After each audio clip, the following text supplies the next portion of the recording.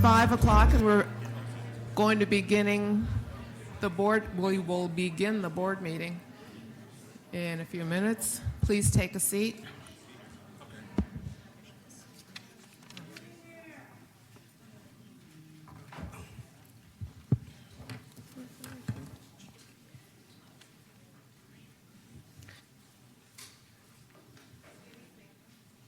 Good evening, everyone. I'll begin today's meeting by asking Vice President Wayne Walker to make a general announcement for our guest. Thank you, Madam President. Good evening, everyone. Nice to see you here this Thursday, a week before Thanksgiving, and we, of course, wish everybody a wonderful, happy, and safe and meaningful Thanksgiving. At every Board of Education meeting, a representative from the Deaf Hearing Communication Center is here to provide sign language interpretation of the proceedings. And as always, we express our gratitude. Representatives from the Office of Family and Community Engagement are stationed in the lobby to help with interpretation services. The proceedings of this meeting are being streamed live on the internet at www.phila.org/live and can be seen on PSTV's Comcast Channel 12 and Verizon Fios Channel 20. The proceedings are also being recorded by the School District of Philadelphia. The school district's recordings are protected by the copyright laws of the United States and may not be used in any manner without the express written consent of the school district. By participating in tonight's meeting, members of the public acknowledge that the school district may use this recording for any purpose without obtaining permission or paying any compensation. Thank you very much for your attention. Thank you, Mr. Walker. This evening, we're fortunate to have a performance by the Northeast High School Select Vocal Ensemble, directed by Jay Fluellen.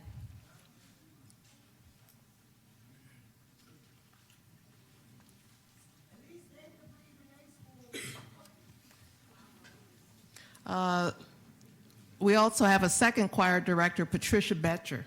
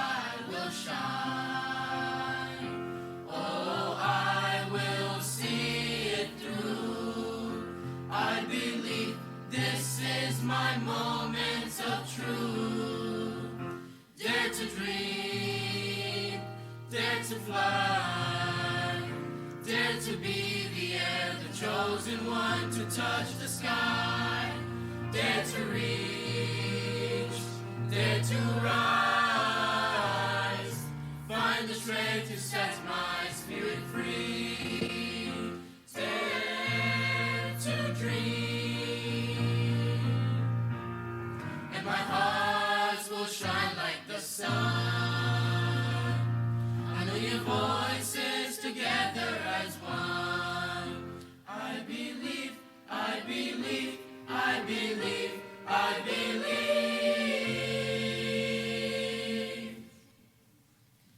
Dare to dream, dare to fly, dare to be the air, the chosen one to touch the sky.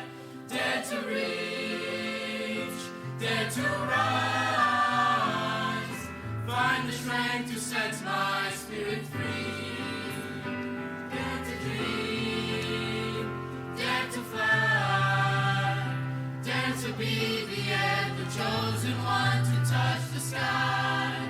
Dare to reach, dare to rise, find the strength to set my spirit free. Find the strength to set my spirit free. Find the strength to do what I believe. I believe. Dare to dream. Dare to dream. Dare to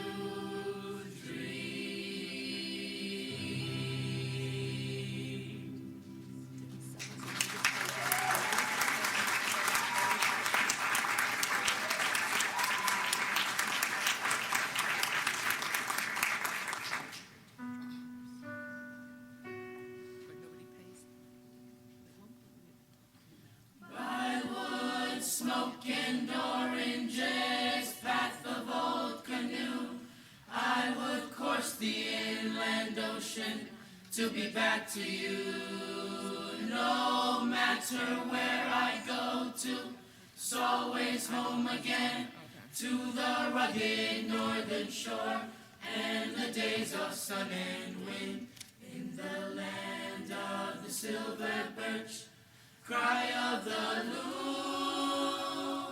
There's something about this country that's a part of me and you.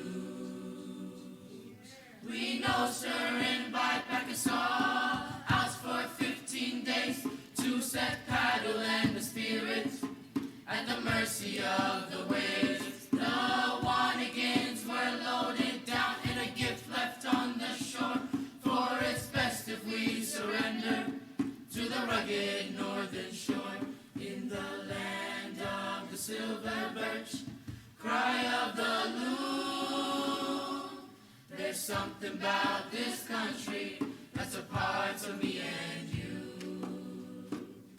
The waves smash the smoky cliffs of Old Woman Bay, where we fought against the back swell, and then we're on our way. I would talk with you of spirits by the vision pits we saw them walk the agate beaches of the mighty Gargantua.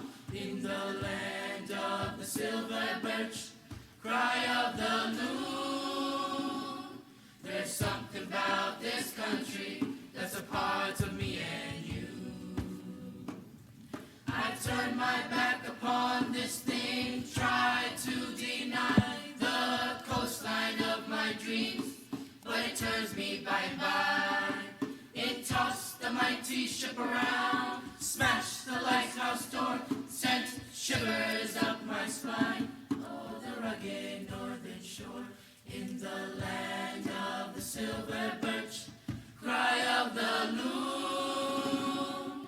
There's something about this country that's a part of me and you. Oh, the land of the silver birch, cry of the loon. There's something about this country that's a part of me and you.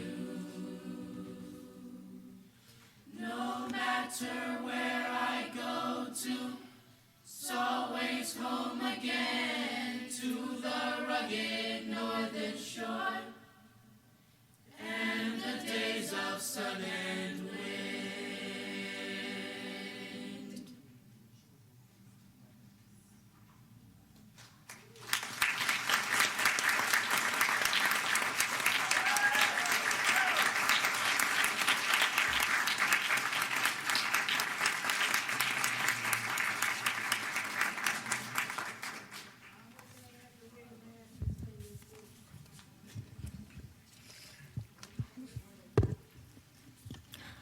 Thank you so much for a wonderful presentation. Can we have another round of applause for the students from Northeast High?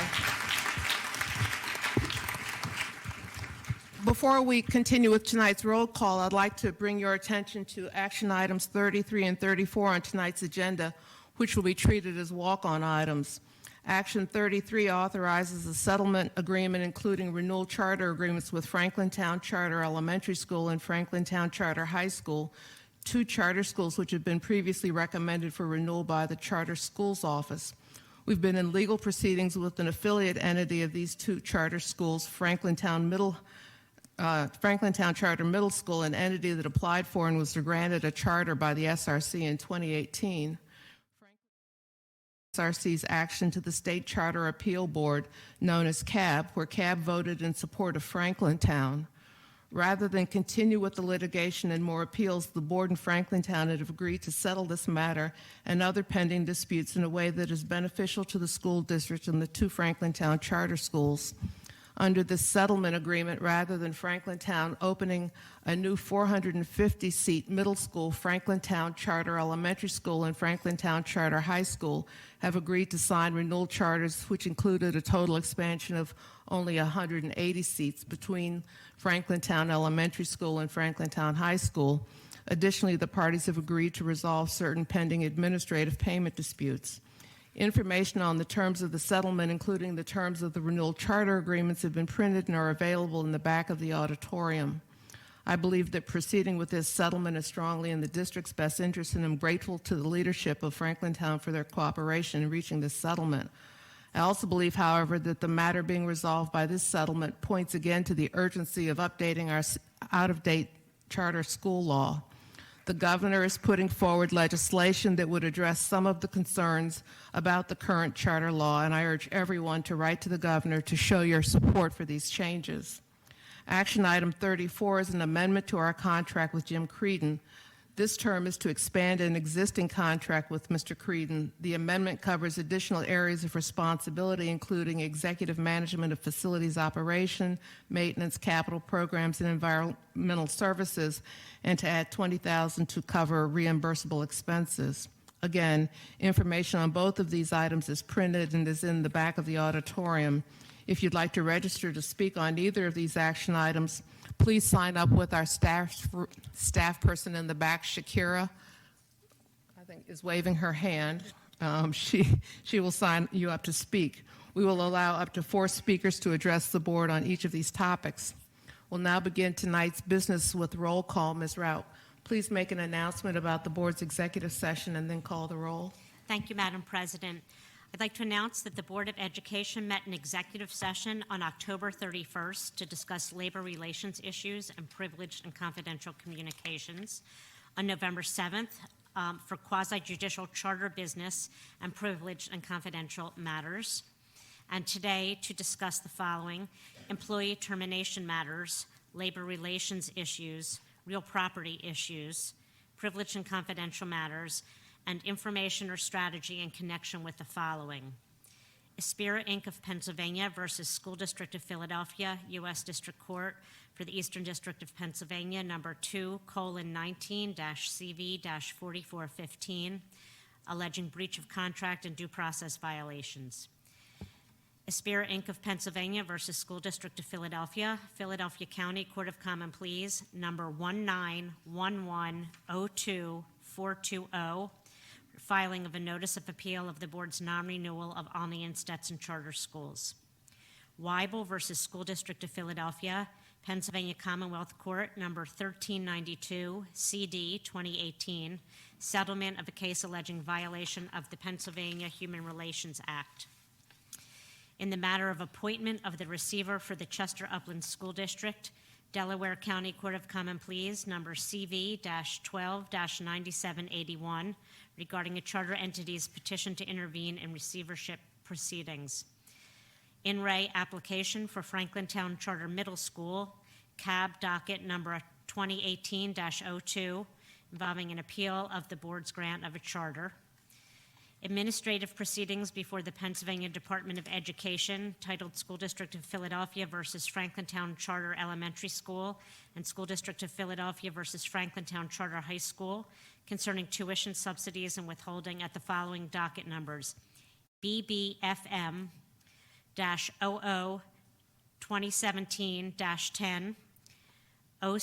The next is 06-2018-40. Next is 12-2018-04. Next, 06-2018-39. Next, 03-2018-11. Then 02-2018-09. And 01-2018-14. 00-2017-09. And finally, 06-2019-26. And a claim by Leah DeRusso alleging asbestos exposure while working as a district teacher caused asbestos-related disease. Now for the roll call. Ms. Danzy? Present. Thank you. Ms. Zahaya Hinton is absent.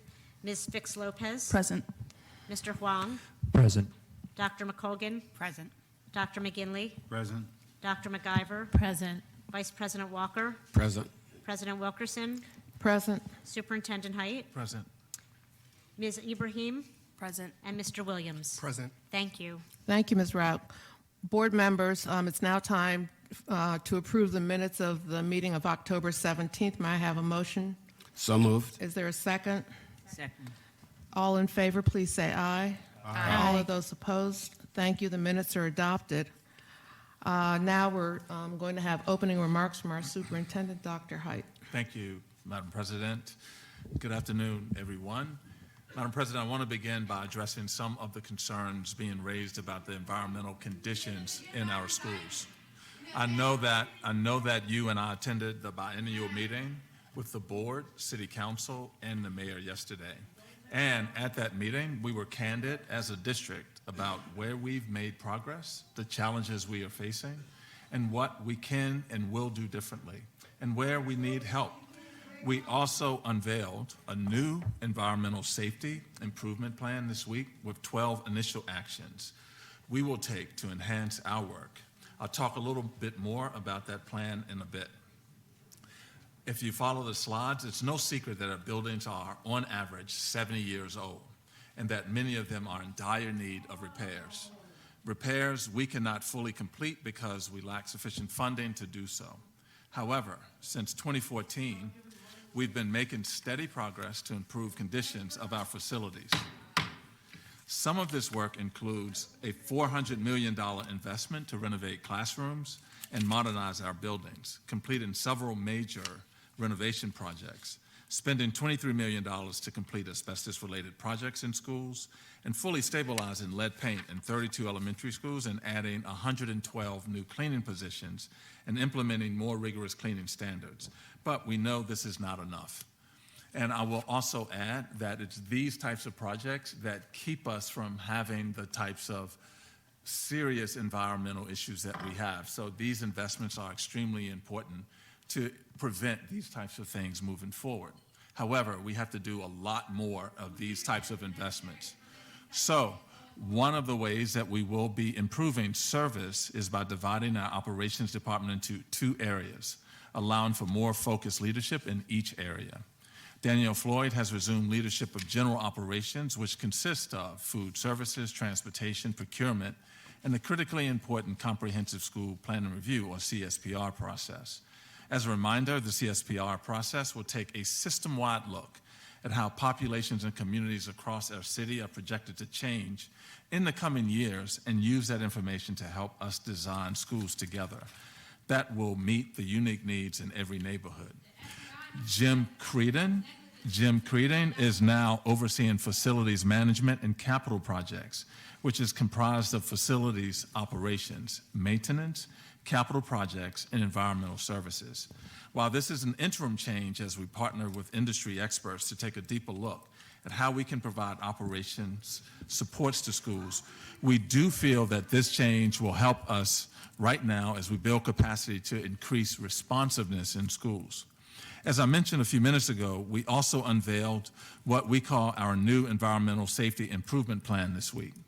Standing side by side with you, Madam President, Senator Hughes, council members Cindy Bass and Helen Gim, there are three main goals of the plan.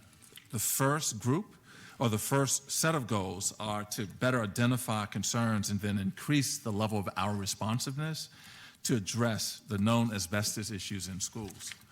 More proactively and effectively manage environmental safety and capital projects. And the third is to have and deliver better communications with and educate and empower our staff and community about asbestos and environmental concerns in our schools. There are 12 initial actions we will be taking to accelerate our work to improve environmental conditions in schools. Some of these are already underway. Our facility area coordinators, or FACs, are partnering with principals to conduct an inspection of every school to identify any potential environmental concerns that may have arisen since the last round of inspections earlier this year. We expect that work to be completed by December 20th. We have already retained an environmental consultant to review all of our current construction projects and ensure any needed environmental work is also included as a part of that. Members of the public can get more information about the improvement plan by visiting philasd.org/healthy schools. Another major step we have taken is to borrow $500 million in capital funding. The funds will support more than 200 capital improvement projects across 141 schools. And I thank the board for taking the action to get us additional bandwidth to address these issues.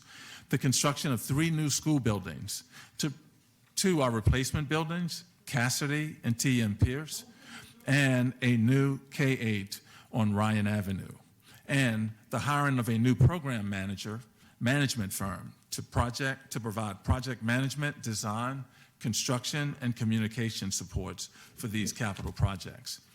A portion of the funds will also support asbestos remediation and rapid response services for these projects.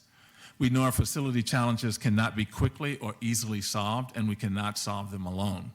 That's why we're asking for the support of the board and the city to help us in this work as we navigate challenges and to work to do and be better.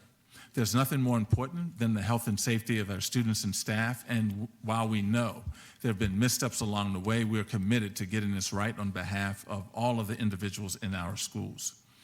Also want to provide some updates this evening around the Pratt Early Learning Center in the T.M. Pierce School. As of yesterday, Pratt is now closed through June. Classes are being relocated to Duckery and Gideon Elementary Schools, which will occur in the next week to 10 days.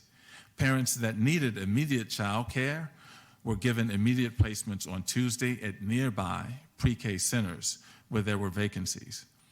There will be some required painting and repairs that are being done at Duckery in 3 classrooms and 3 classrooms at Gideon, and these will be the classrooms identified for relocation.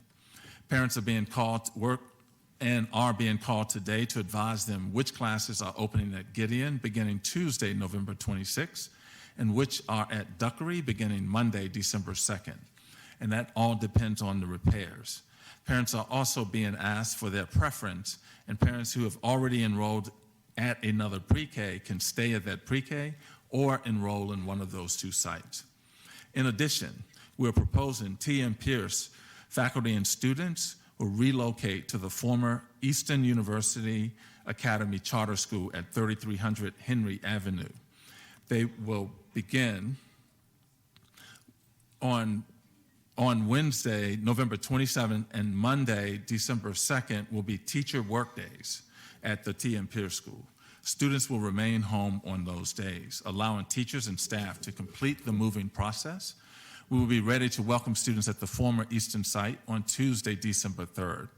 We will provide communications and more details about the relocation process next week, and it's important that the parents understand that they will be delivering their students to the T.M. Pierce site, and those students will be transported to the site on Henry Avenue. Madam President, I also want to highlight a new program that we are proud to pilot here at the district. It's called Aspiring to Educate, or A2E.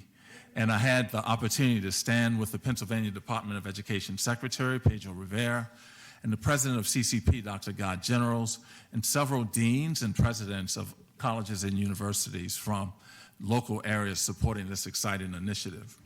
The pilot program is a partnership among the district, PDE, CCP, and other colleges and universities, and local education and youth organizations.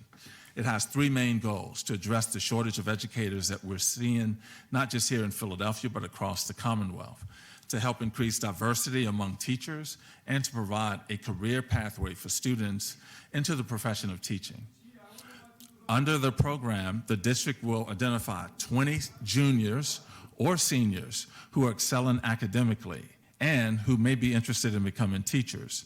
We will then work with the colleges and universities to develop specific plans for each student to enroll at one of the schools through a dual enrollment program.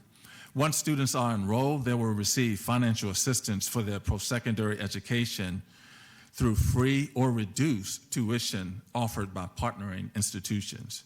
As a district, we are proud to engage in this work because we've become more intentional about providing these types of exciting opportunities for our students. This is something we've been focused on for a while. We have a teacher residency program that gets bigger every year, and a major focus is on attracting teachers of color.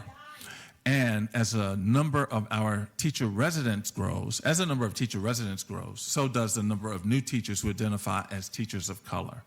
Here in Philadelphia, 36% of new teachers and 31% of teachers overall identify as teachers of color, compared to just 20% of teachers nationwide.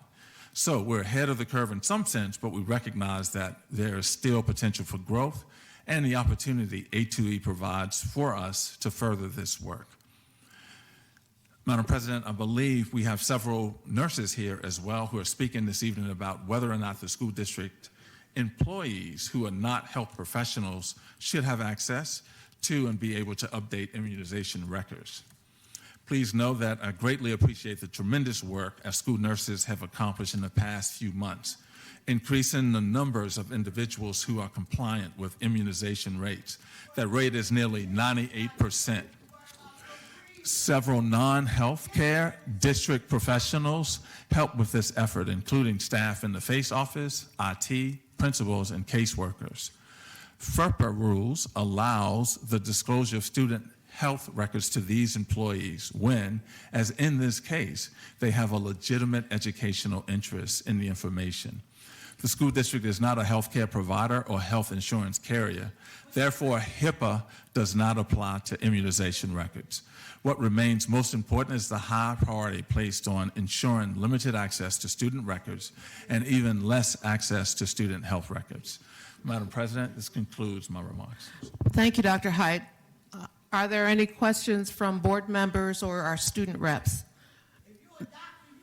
Ms. Fix-Lopez? Just a quick comment. And this is directed towards Dr. Height.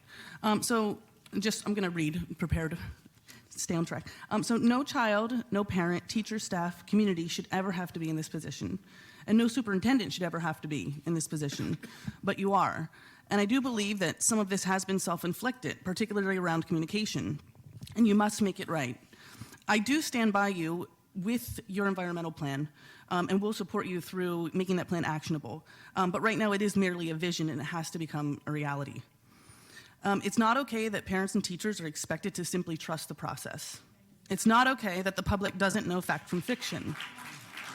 It's not okay that we make the public speculate. When they don't have real information in real time, the only thing they can do is speculate.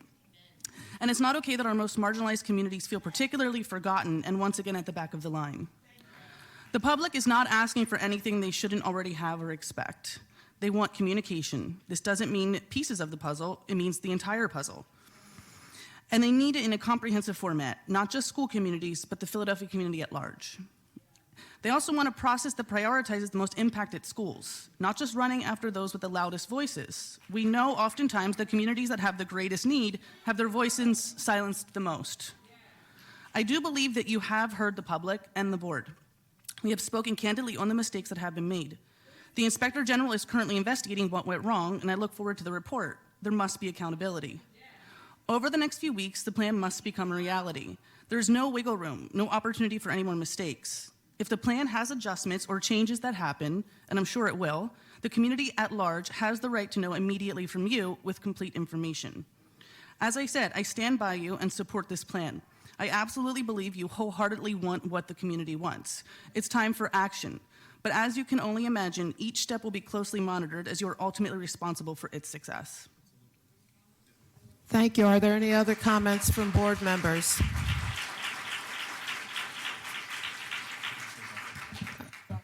Dr. Height? Thank you, and thank you, Board Member Fix Lopez, for the comments. And I want to just reiterate that I accept full responsibility for this.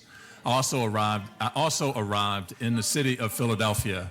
In 2012. These problems preceded long before I arrived. It is my responsibility now to. Can I finish, please? It's my responsibility. If you can't give.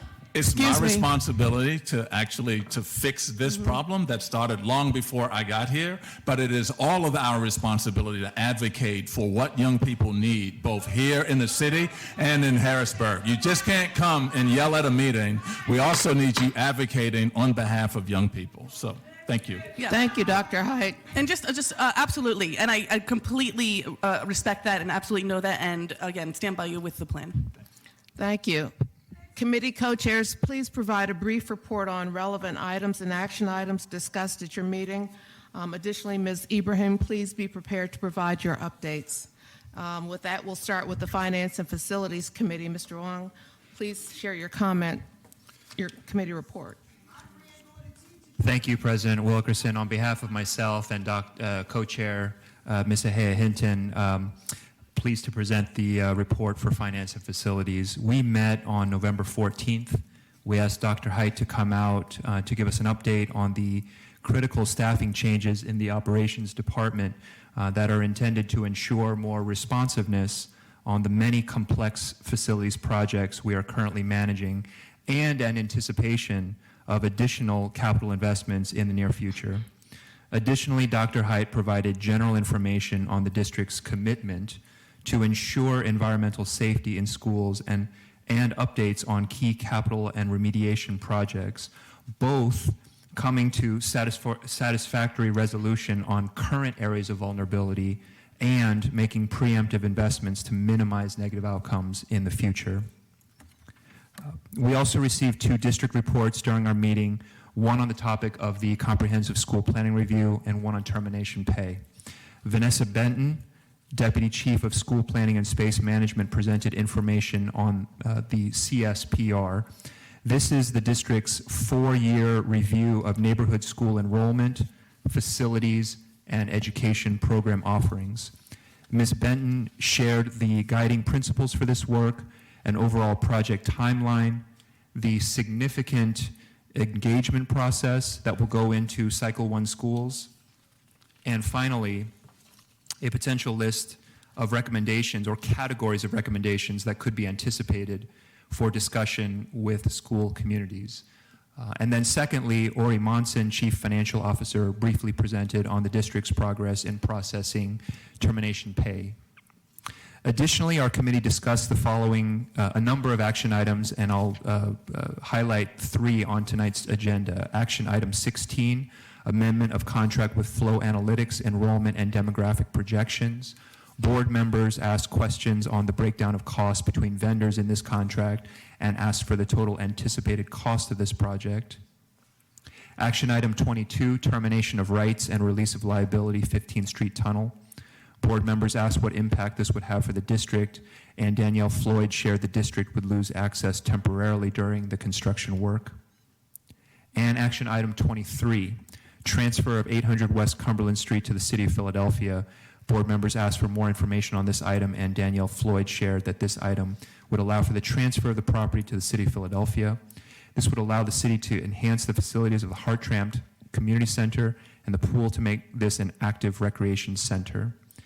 And finally, we heard public comment from several participants on facility conditions. Full presentations are available with materials of our meeting on the board website. I'll also note that the video of the entire meeting is also available on the website. Our committee will hold its next meeting on Thursday, December 5th at 3 p.m. in the Board of Education Committee Room, Suite 101. We covet your participation in these committee meetings, which are an important mechanism for transparency and dialogue on critical issues. Thank you. Thank you, Mr. Wong. We'll next hear from the Student Achievement and Support Committee. Dr. McIver, please share your committee report.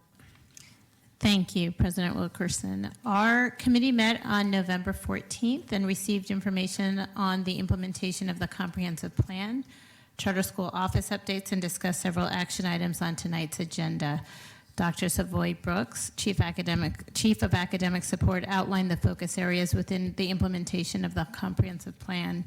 Board members asked questions on the district's efforts that classrooms are staffed with highly qualified teachers.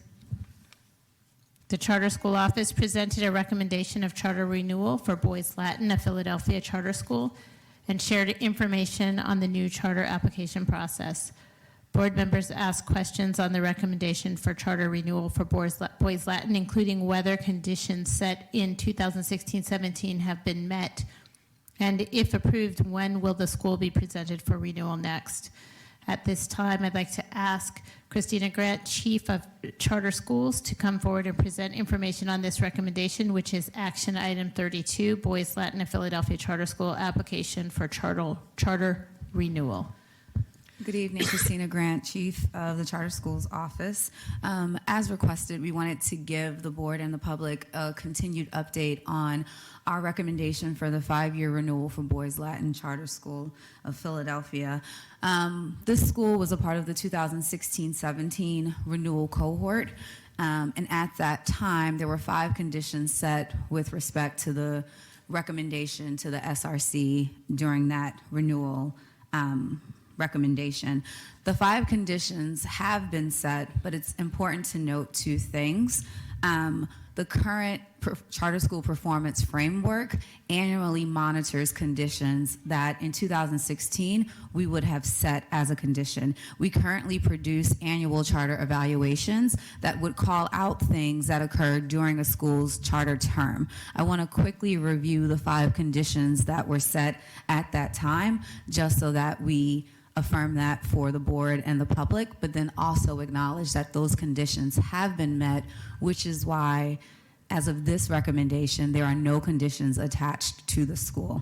The first condition was regarding the submission of the school's comprehensive performance improvement plan, which really called out Keystone Growth Performance, that they both submitted the plan and they have grown in their Keystone performance.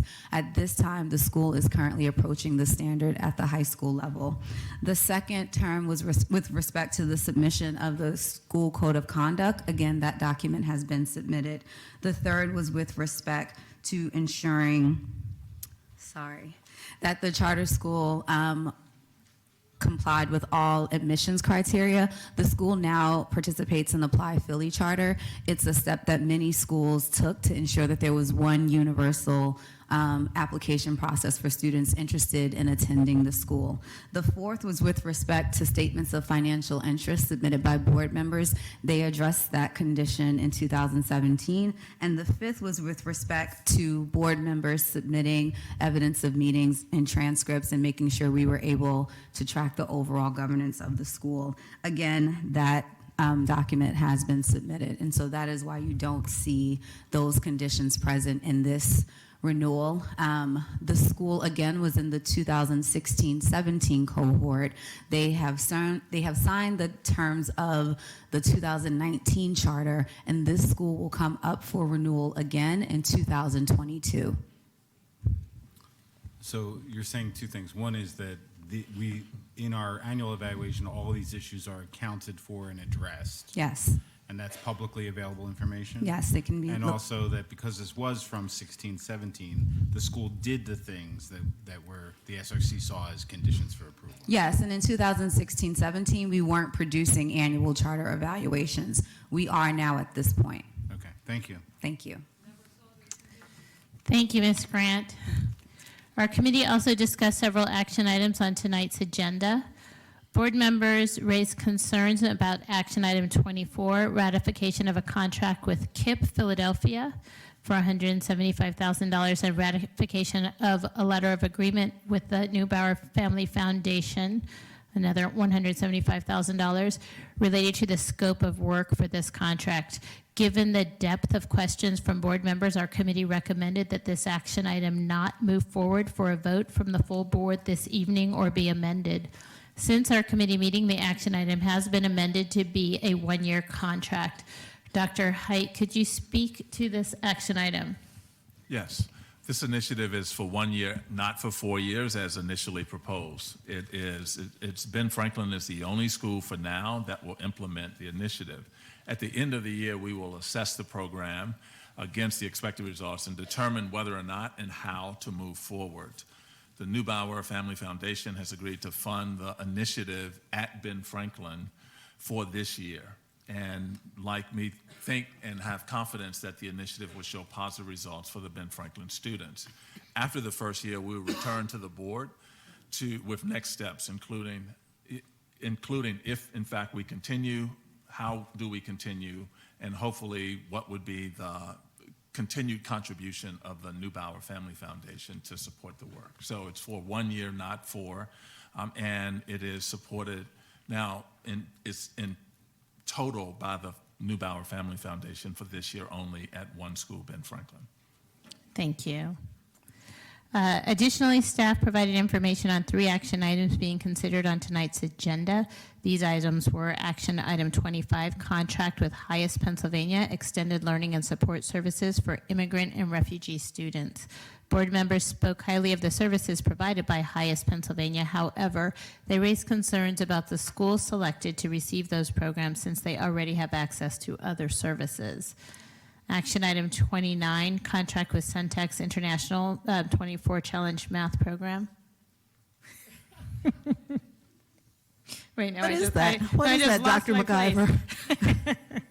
Board members highlighted the importance of this program, board members, and shared their excitement in bringing these opportunities to more students in Philadelphia. Can I just add that we agreed that we are going to extend that program down to the elementary grades?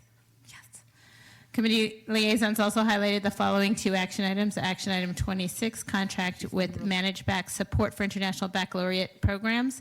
Action item 30, contract with Philadelphia Academies, Inc., Career Connected Learning. Finally, we heard public comment from several participants on action items 24 and 32, concerns about low student achievement across district schools and concerns about measuring student outcomes through standardized tests. Full presentations are available with materials of our meeting on the board website. Our committee will hold its next meeting on December 5th at 5 p.m. in the Board Education Committee Room, Suite 101. Thank you, Dr. McIver. Dr. McCulkin, please share your committee report from the Policy Committee. Thank you. Good evening, everyone. Tonight, the board will be considering action item 1, adoption of proposed board policies, which includes draft policies that were reviewed at the September 12th Policy Committee meeting.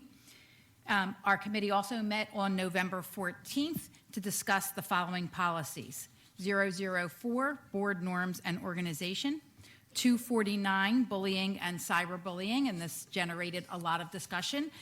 Committee members asked questions about ways to implement this policy, both with fidelity and consistency across all district schools. Additionally, we received testimony from the Education Law Center related to this draft policy and subsequently received additional written testimony. The committee asked the staff to review these comments and provide further recommendations ahead of the December action meeting. So as a result, after that initial review, the staff recommended that this policy be added to the January 16th Policy Committee agenda for further review rather than move forward for consideration to the full board. 610.1, termination. We also reviewed 610.1, termination of contracts and disqualification, suspension, or debarment of vendors. 611, exception to purchases subject to a competitive process. 612, which is a newly reassigned number, business diversity in the procurement of materials and contracted service. And for this policy, district staff provided an overview of this policy and strategies for implementation as it is a new board policy. We reviewed 613, cooperative purchasing; 901, school community relations objectives. For this policy, district staff also presented information on the implementation of this policy across various departments within the district and at the school level. We reviewed 902 publication programs, and we reviewed 903 public participation in SRC meetings. This policy initially was recommended for elimination as Board Policy 005. Board meetings also includes information on public participation at board meetings. Specific information on how to register for meetings and the board's guidelines for participation at each meeting are outlined on the board's website and published when meetings are noticed to the public.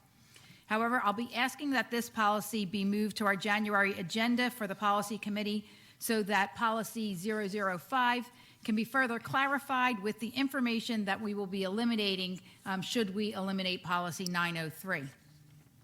All of these policies, with the exception of policy 249, bullying, cyberbullying, and the elimination of policy 903, so all of the policies that were discussed at the November policy committee, except those two, will be on the agenda for public review at the December action meeting and considered for a vote at the January action meeting. Once again, policy 249, bullying and cyberbullying, and policy 005 meetings, and the elimination of policy 903 will be added to the January 16th policy committee agenda. Again, our next meeting will be held January 16th, 2020, believe it or not, at 1 p.m. in the board committee room. Thank you very much. Just want to highlight one additional item. I believe that 610.1, which was termination of contracts and disqualifications, had some matters that needed to be clarified. It referenced other policies that referenced, again, and we wanted to make sure that those issues were consistent. And so don't want to hold up the policy, just if we need to check some of the references between policies, that we get those right. And I believe that there was public comment on that, and so we'll be working with Ms. Haver, I believe. Yes, and we wanted to make sure that all of the policies as we go forward are cross-referenced appropriately so that we know where to find related information. So, yes, I agree. Thank you. Our next committee report will be from Partnerships and Community Engagement. Ms. Fix Lopez, please share your committee report. Thank you. On November 7th, the board met with members of our Parent and Community Advisory Council for our quarterly check-in. During this meeting, we heard from members of the Advisory Council about the feedback they have been collecting in their communities. Some of the feedback we heard included parent concerns about lack of resources and high teacher turnover at their child's school, facilities concerns, feedback from the Olney Stetson communities on school transition, and ideas for the most effective ways to communicate with parents and communities. Each month, we hear a report from one member of our Parent and Community Advisory Council on feedback they have collected from community members. This month, we will hear from Ginny McGill. Ginny is a parent in West Philadelphia who is an advocate for students in her school community as well as throughout the city. Ginny's voice as a parent and community member has been essential to our work, the work of our advisory council. So we ask that Ginny come forward now to give her remarks.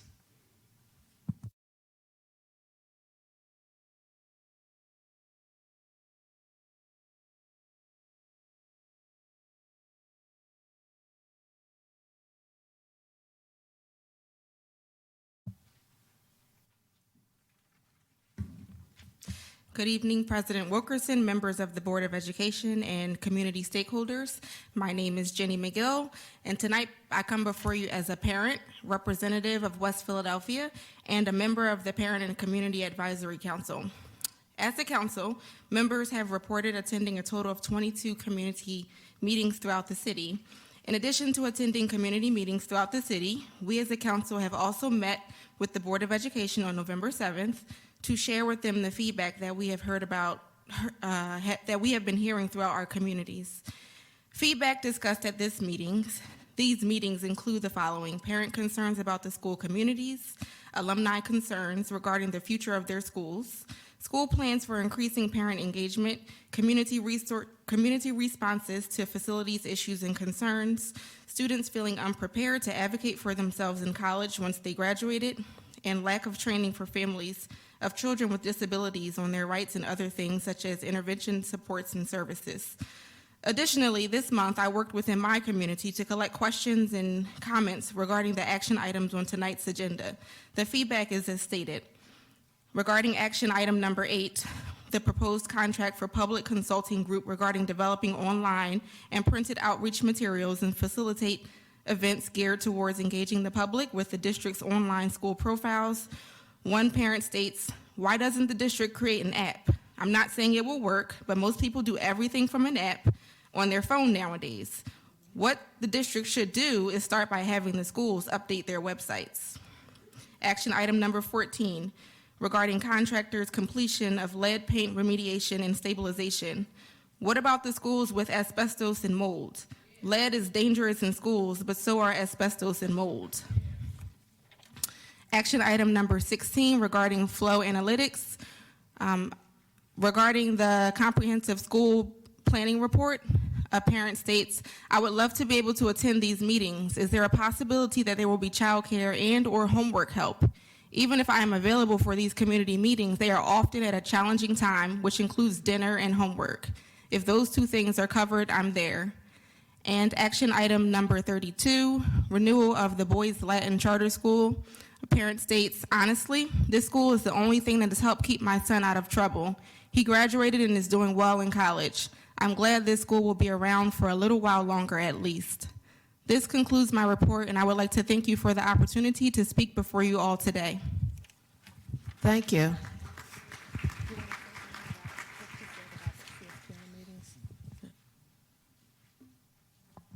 Thanks for the recommendations. It's a great recommendation about the dinner and childcare and homework help at those meetings, and we will ensure that we provide those. Thanks.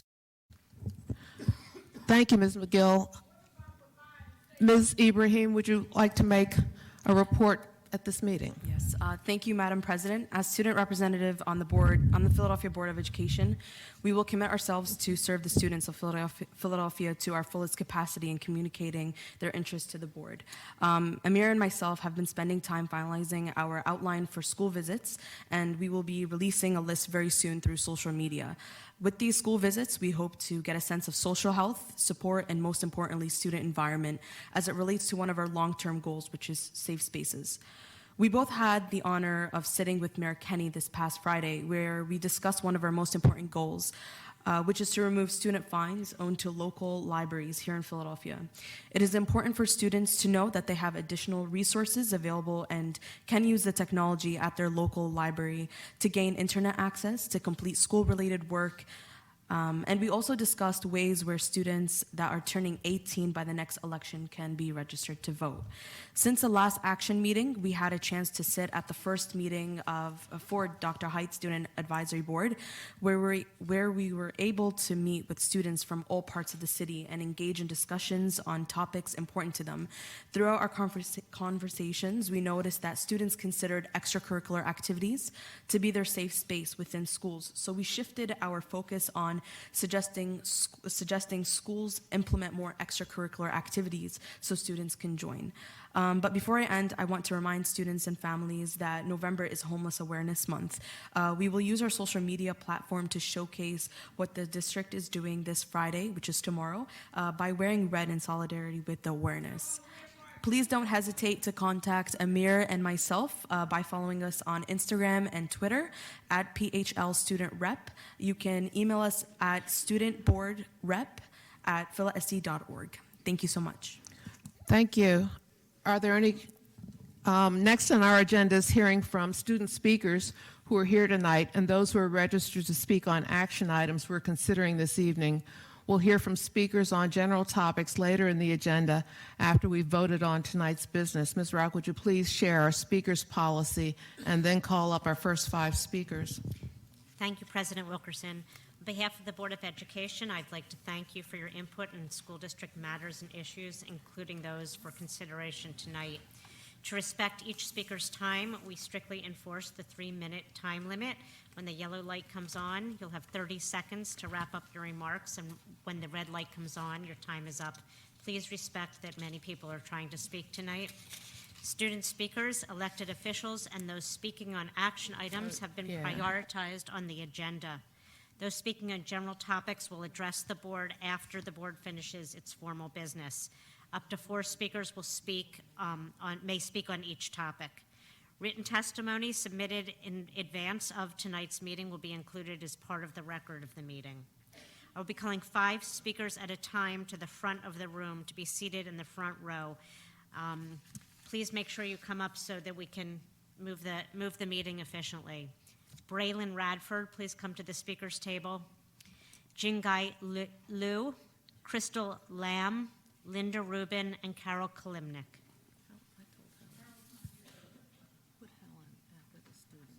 Okay. Is Braylon Radford here? Okay. I'm not sure who's coming up. Braylon Radford? Jingai Liu? Okay, please come to the table. And after Crystal Lamb, I understand Councilwoman Kim is here and is going to speak after Crystal Lamb. Thank you.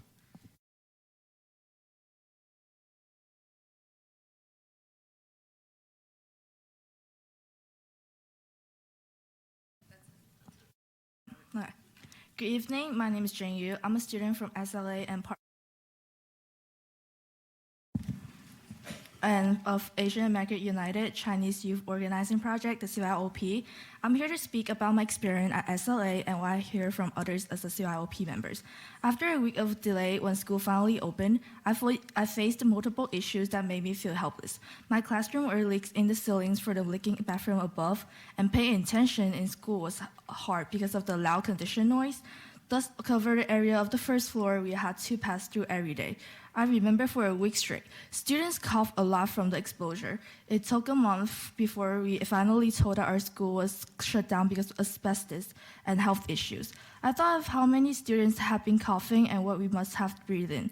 SLA students deal with this for a month, but I learned that Ben Franklin students have been dealing with this over a year. This is unacceptable.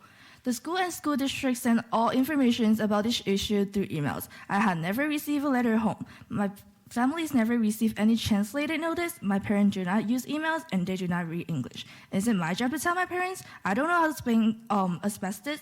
It's easier to just not tell them what's going on. They learn about these issues much later when it's become public through Chinese social medias. Why doesn't the school district do more to reach out to all families as soon as they know that there's a problem with the school that can harm students?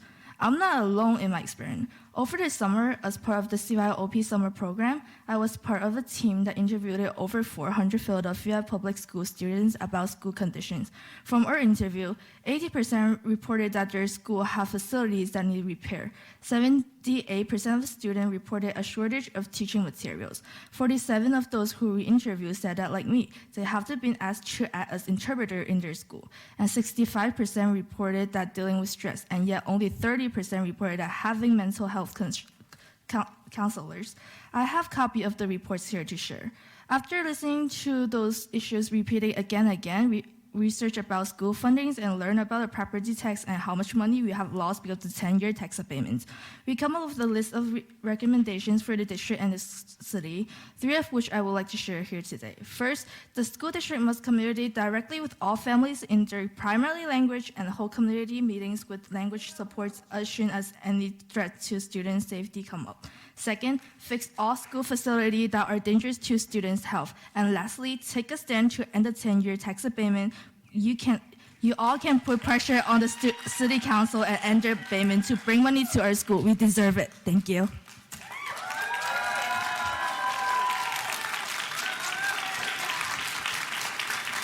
Crystal Lamb. Crystal Lamb. Thank you.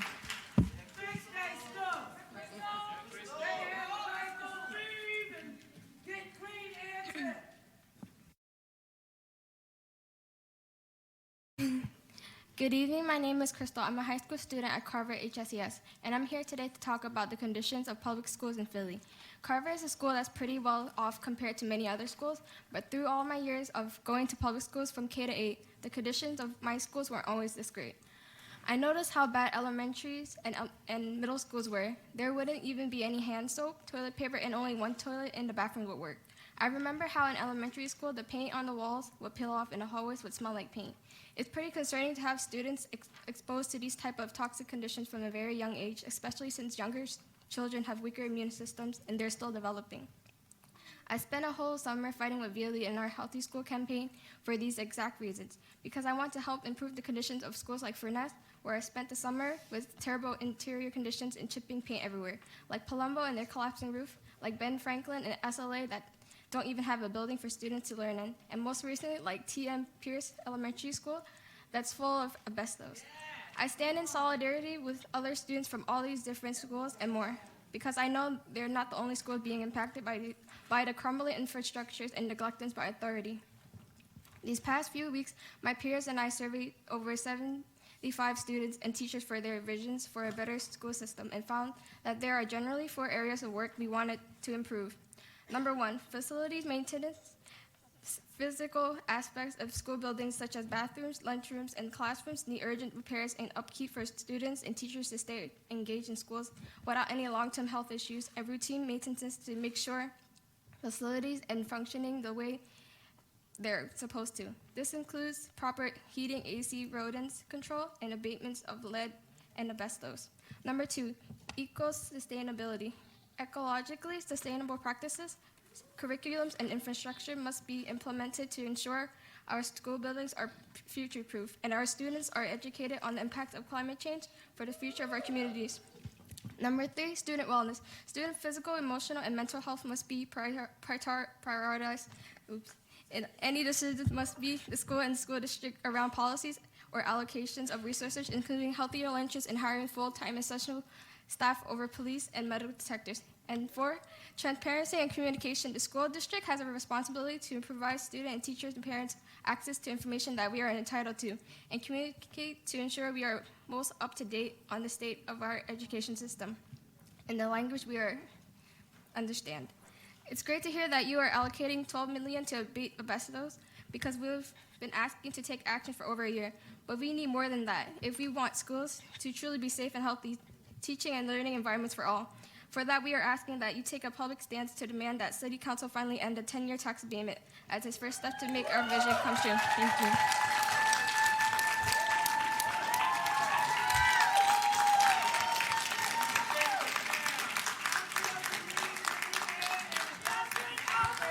Councilwoman Kim.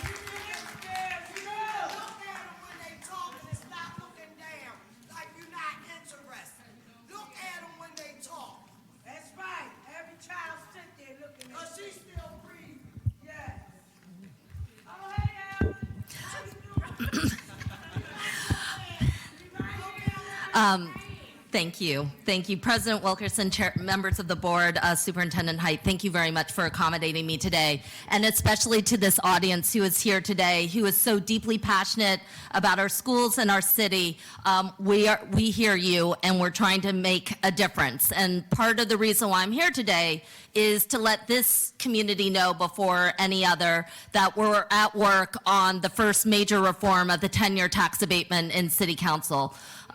This year, today, for the very first time, after years and years of work by advocates and organizers, most importantly, school advocates and parents and communities and students and young people like we heard today, City Council is moving forward on a dramatic change that will phase in funding over the next 10 years. It's not the end of the discussion, it's only the start. And I'm partly, thank you. I'm partly here to encourage the board to maintain an ongoing dialogue with the City of Philadelphia about the school funding. There are other things which may be coming up, including a discussion of homestead exemption and other types of things. We need your voice. We need to hear how it impacts our schools. And I'm not here to pretend that changes in the 10-year tax abatement are going to suddenly fix the situation that our schools are in. But I am here to tell you that as a member of City Council and one of the loudest advocates on school funding, that we are going to make the condition of our school facilities and fixing our school buildings the top priority, the top funding priority of the City of Philadelphia. The call from our communities is clear. We have to fund our schools, we have to fix our facilities, and we have to save our kids and their teachers.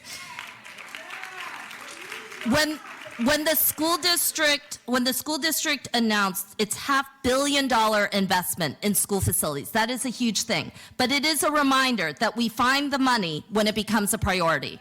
And we need our facilities to be as loud outside of this building on 440 as it is here within. And for that, the reasons why I want to appeal to you is that no matter what, our families, our communities, our parents, and our teachers are our biggest advocates, not those of us around here. When you make the appeal before City Council, it's not your voices that will actually resonate with us. It will be the communities that do so. Our heart aches for Leah DeRusso and her loved ones whose stories went national today. Our heart aches for the families at TM Pierce.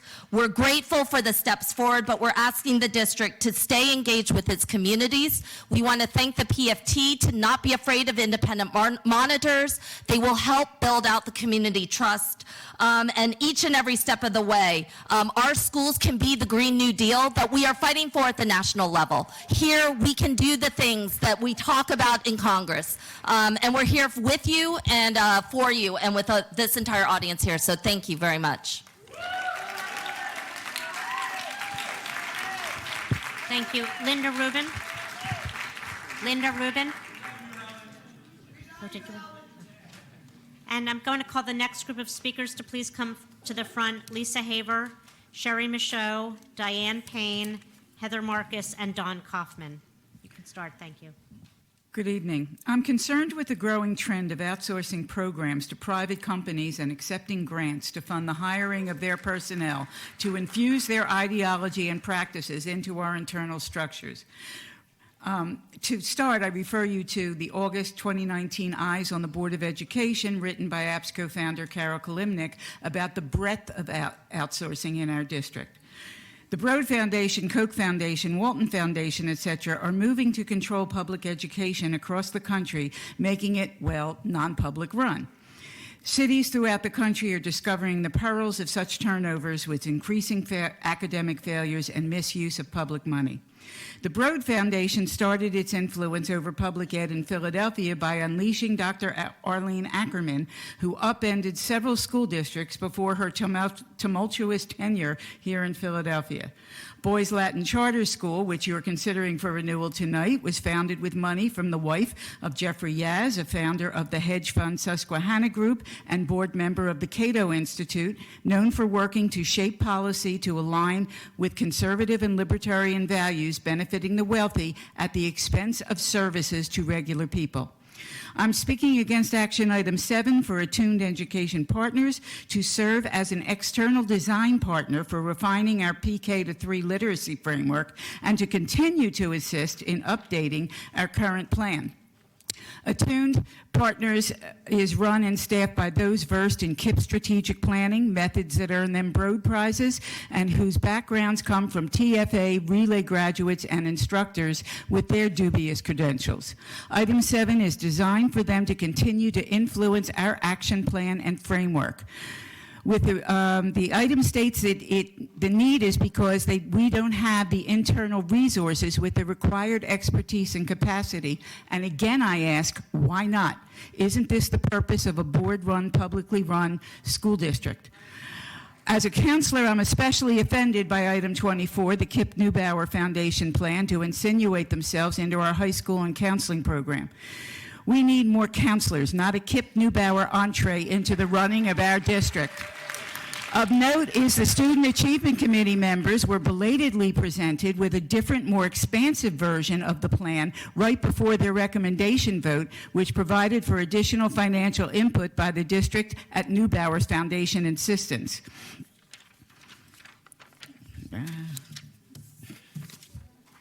Considering they tried to slip in more years and costs to the district in its proposals, I have no doubt that you will declare it a success in a year and extend the contract. Bringing KIPP and Neubauer in, as you have Broad Foundation, you've allowed Broad Foundation to pay for Broad residencies, also known as jobs. Thank you.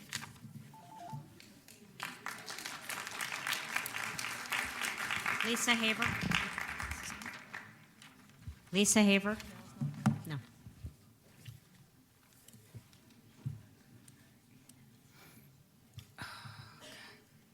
Good evening.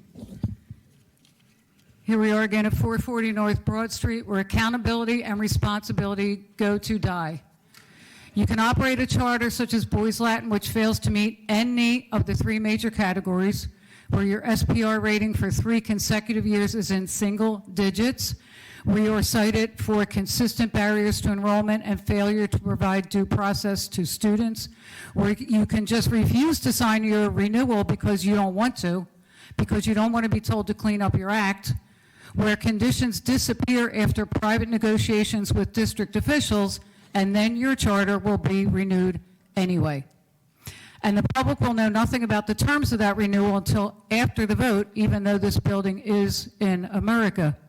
I asked at the committee meeting for one board member to explain why they would renew a charter that meets those standards, and I got no answer.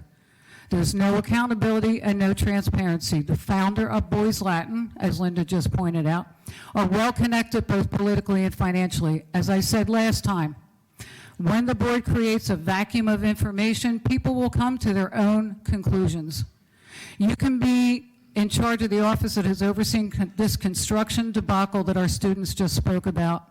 The biggest snafu to hit the district in years, not just the construction practices that put students and teachers' health at risk, but the lying, whether outright or by omission, to parents and community, which is well documented in the October 18th Inquirer article. The same person who oversees the facilities, including Pierce and Nebinger and Randolph, will that person be held responsible? No.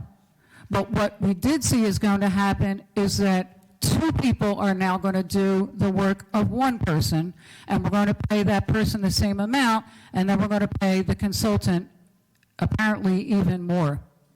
And nobody is responsible for the cost to the district, not just in dollars, but in trust to the community.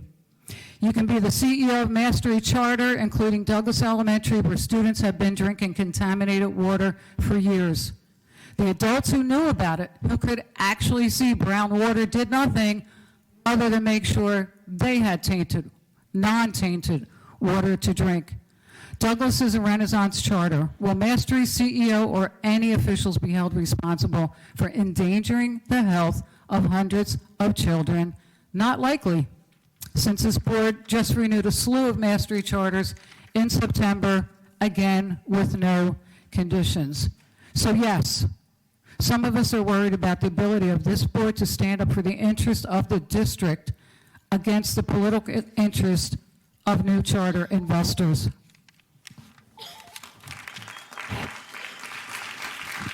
Sherry Michaud.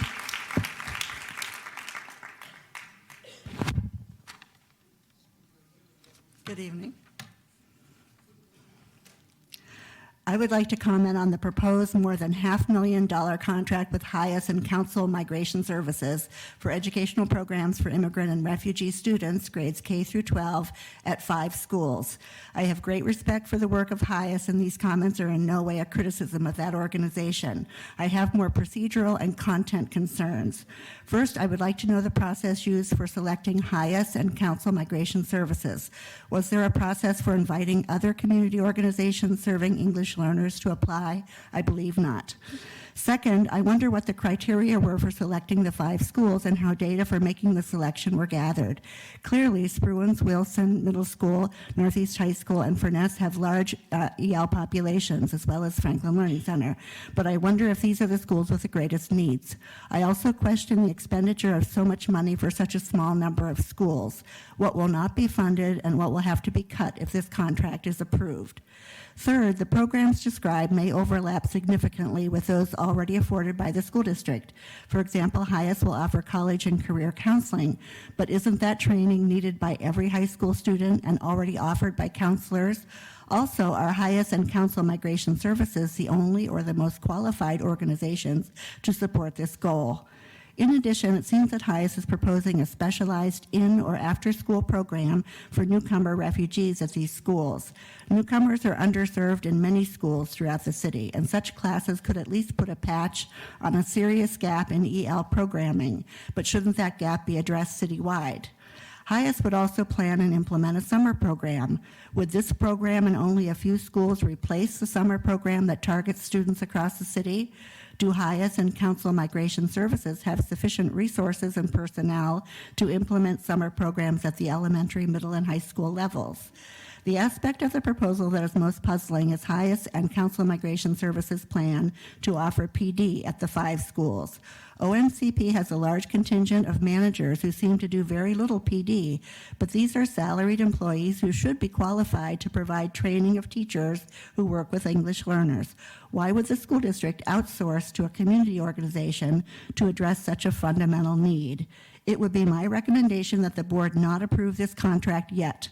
I suggest that the board first ask OMCP to outline a broader vision of how these necessary services will be provided throughout the city, with what funds, by whom, and with what set of priorities and goals in mind.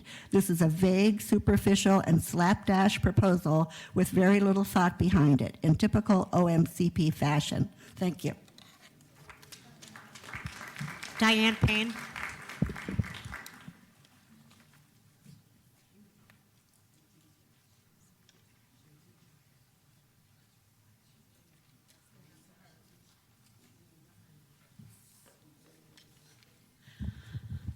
Good evening. The Toxic Schools news cycles are exposing more and more asbestos and lead in our school buildings. In addition, it is exposing once again a breach in trust and honesty. Inquiry reports on Ben Franklin, SLA, and Pierce exposed information which the district possessed but didn't share either publicly or seemingly with the board.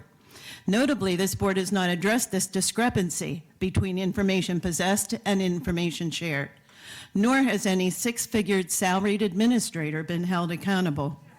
The toxic conditions of lead and asbestos pose imminent and long-term danger to staff and students, but other toxic choices embedded in board action items pose long-term harm and short-term abuse of both students and staff as well.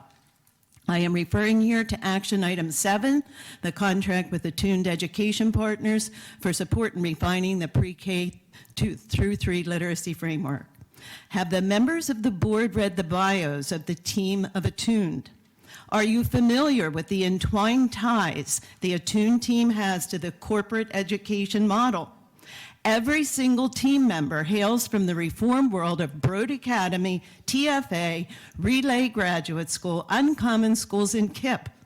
For those bios which even mention classroom teaching experience, no number of years are shared. But every single bio is replete with nonprofits, charter schools, and city-hopping administrative positions, which are all hallmarks of those who identify as experts, even though they lack actual classroom experience, pedagogical background, or child development degrees. Attune was founded in 2016, so we are entrusting curriculum help to a 3-year-old company. Pre-K to grade 3 are crucial years for getting developmentally appropriate practices in place. The district is currently failing our youngest students with expectations labeled as high, but in reality are inappropriate and harmful. Our youngest students in trauma take classrooms by storm as they battle not only their personal demons, but the demons placed on them in classrooms set for torture, not nurture. Our staff have no choice but to implement every new reform that administration dictates. Please vote no on this further expenditure to a company that will only compound the district's early education mistakes. Please explore the links I've included on Crusaders who understand and advocate for our young children. The board needs to instruct administration to use their own K-3 teachers to begin a much-needed transformation to developmentally appropriate curriculum. We are trying to construct Philly's K-12 building on a faulty foundation, minus a tax abatement. Heather Marcus.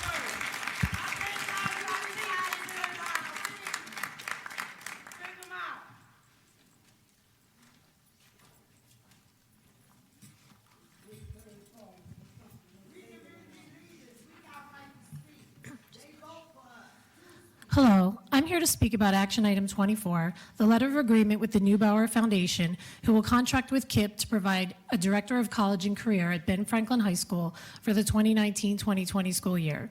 In the action item, it states that Neubauer would fund the position for the first year, and the total cost is $175,000. This includes $5,000 for professional development and $20,000 for supplies and technical equipment. I guess the rest is for salary, $150,000. According to the school district website, Ben Franklin has 425 students. They have 2 school counselors, Year Up, working on college and career readiness with students in grades 11 and 12, and a college and career coordinator out of the district's Office of Post-Secondary Readiness, working with students in grades 9 and 10. And by the way, that office now has 17 college and career coordinators and 3 special project managers. Does the district feel that Gear Up and the current college coordinator aren't doing a thorough job? Is that why you feel you need this program? I'm also curious about how specifically you plan to evaluate the success of this new program. I need to let you know how insulting it is to school counselors to say that we don't possess the knowledge to help our students with the college process. In the action item, it states that they need to create a college-going culture where none exists. Is that how you feel about Ben Franklin High School? Do you understand that our students are dealing with systemic racism, toxic school buildings, intergenerational poverty, trauma, and more, all while trying to graduate and plan for the future? Maybe that's why students are having difficulty focusing on schoolwork and navigating the college process. Counselors don't need more training. We need smaller caseloads so we can address our students' needs. ASCA recommends a ratio of 250 students to 1 counselor. I have 400 students in my caseload, and some elementary school counselors have up to 949 students in their caseloads. Building a college and career awareness should start in elementary school. You need to put more counselors at the elementary, middle, and high school levels if you really want to support our students. It just doesn't seem to me that the district values the work of school counselors. We're not mentioned in the district's action plan. Our direct supervisor at 440, Lori Pastor, left during the summer and hasn't been replaced yet. It's almost like you're intentionally trying to leave the counselors as a rudderless ship. For years, I've begged the district to hire a counselor supervisor who has a degree in school counseling and has worked as a school counselor, so counselors are giving clear direction and are working towards common goals. It hasn't happened yet. But back to action item 24. You're letting a charter school work its way into our public schools. The coordinator already started at Franklin. I guess the district is just expecting a rubber stamp from the school board tonight. I thought the board would investigate action items, vote freely, and be different than the SRC. I wonder if the decision to potentially scale up to other district schools in the future has already been decided too. When will someone finally decide to hire more school counselors to support our students' academic, social, emotional, and post-secondary planning needs?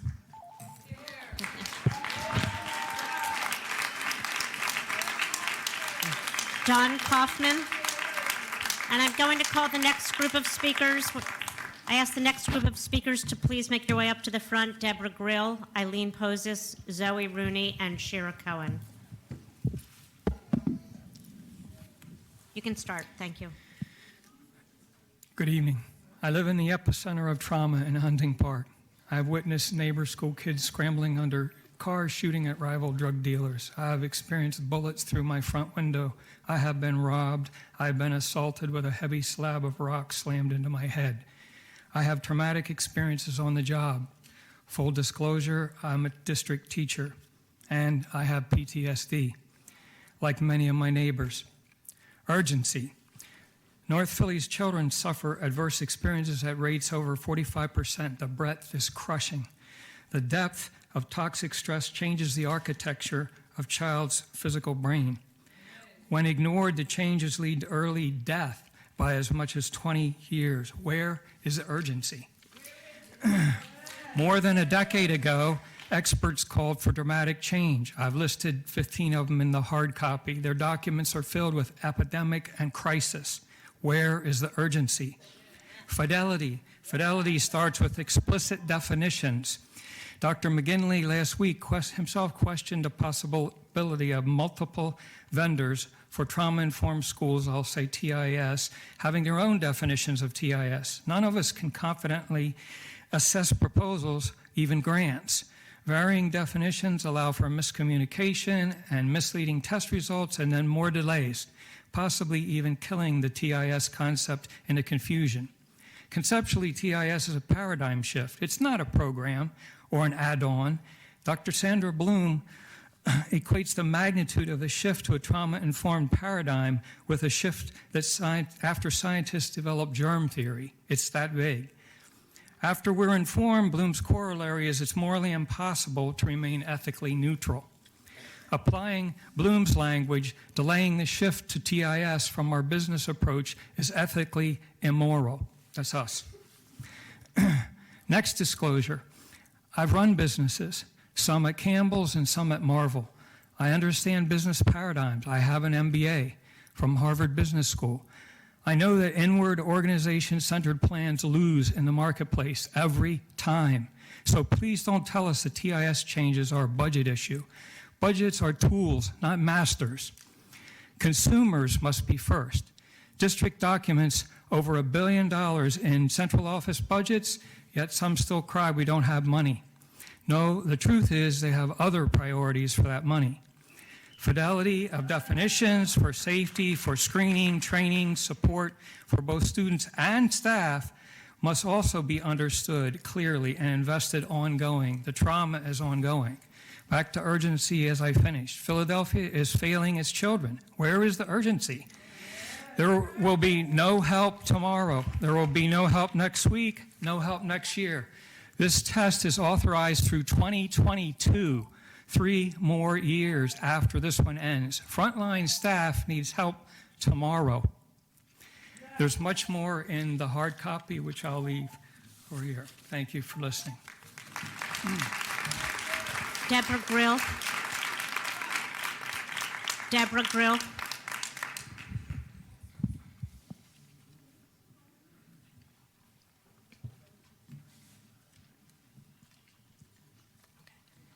Good evening. I'm here tonight to urge you to vote no on action item 7, the extension of the contract with Attune Partners. Attune appears to be the poster child for corporate ed reform. According to their website, most of Attune's 10 partners have had more than a little experience in charter schools. 3 have had extensive experience in the no excuses charters, Uncommon Schools, and KIPP. 4 are TFA alumni with varying degrees and classroom experience. 1 spent time employed by McKinsey & Company and Morgan Stanley, 2 institutions not particularly noted for their expertise in education. 1 partner is connected to Relay Graduate School of Education, which is unaccredited in Pennsylvania. 1 is an alumnus of the Broad Academy, which is unaccredited everywhere. 2 have experience in Denver and DC, public school districts that are noted for their embrace of corporate ed practices. 5, including Ms. Smith, who will be working on our action plan, claims to have overseen outstanding gains in proficiency in state assessments in their schools and districts, although Attune Partners' website offers no real data to support those assertions. No footnotes, no links, no real numbers. Lately, the corporate reform agenda has begun to fall out of favor. Denver, the public school district that Ms. Smith worked in, has been held as an example of how well the ed reform portfolio model works. At one point, our mayor, the chair of the SRC, and district staff flew out to Denver to observe their success.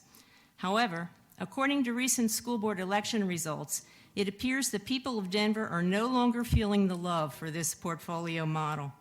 They recently elected 3 board members who oppose the corporate reform agenda, thus flipping the majority's leaning.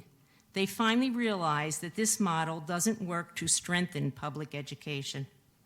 Attune Partners aside, the district's admission in the item described that it does not have personnel with the required expertise and the available capacity to refine the K-3 framework of the action plan. This is the most disturbing aspect of the contract. Although it's not surprising, since destabilizing the district by gutting its expertise and outsourcing district functions has been the routine since the state takeover. The board needs to abandon this habit and commit to undoing the damage wrought by the SRC and its corporate ed reforms. You need to concentrate on investing district funds to build a stable body of employees with not only the expertise to make long-range educational plans, but also with the familiarity with the district and its students and the determination to stay long enough to see those plans succeed. Thank you. Eileen Poses.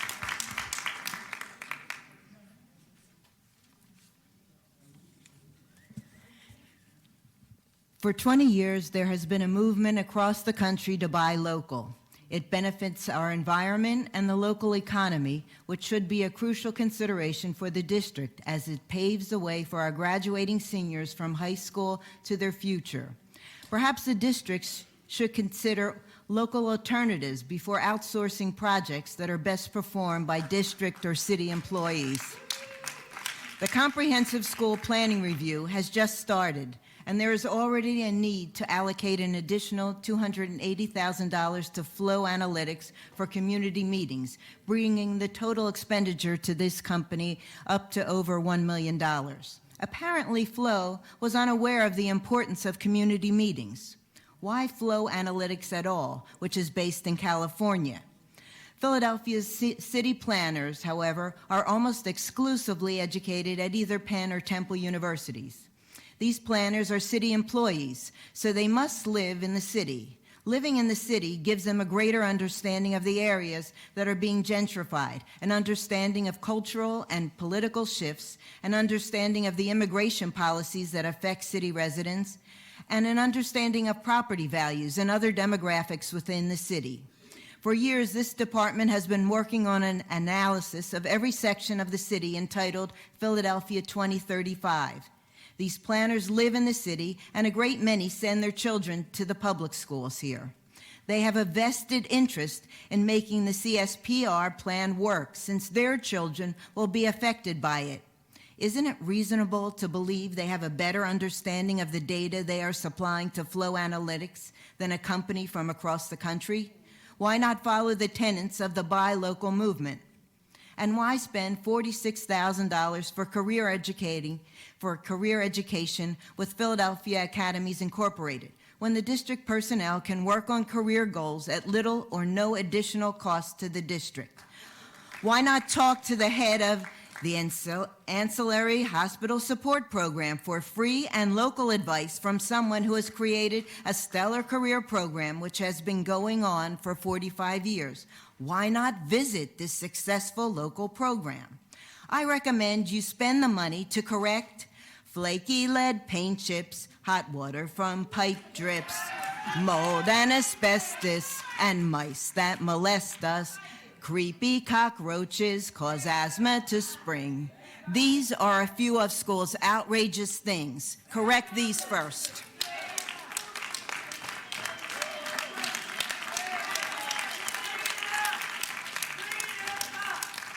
Zoe Rooney. After Zoe, we'll have Shira Cohen.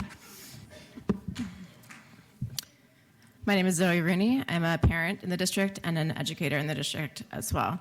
A couple thoughts first about some things that I heard earlier in this meeting. First, if you, as you said, covet participation in your committee meetings, you need to stop holding them during the school day and during the work day. 3 p.m. meetings are not feasible for teachers to attend in most cases. So I don't really believe that you want the participation you say you do when you continue to schedule meetings that your primary stakeholders cannot attend. I also think it's disingenuous to ask for families and people in this audience to step up for funding when they've, first of all, already been doing that, but when folks have been stepping up and talking about these facilities issues for years and being ignored.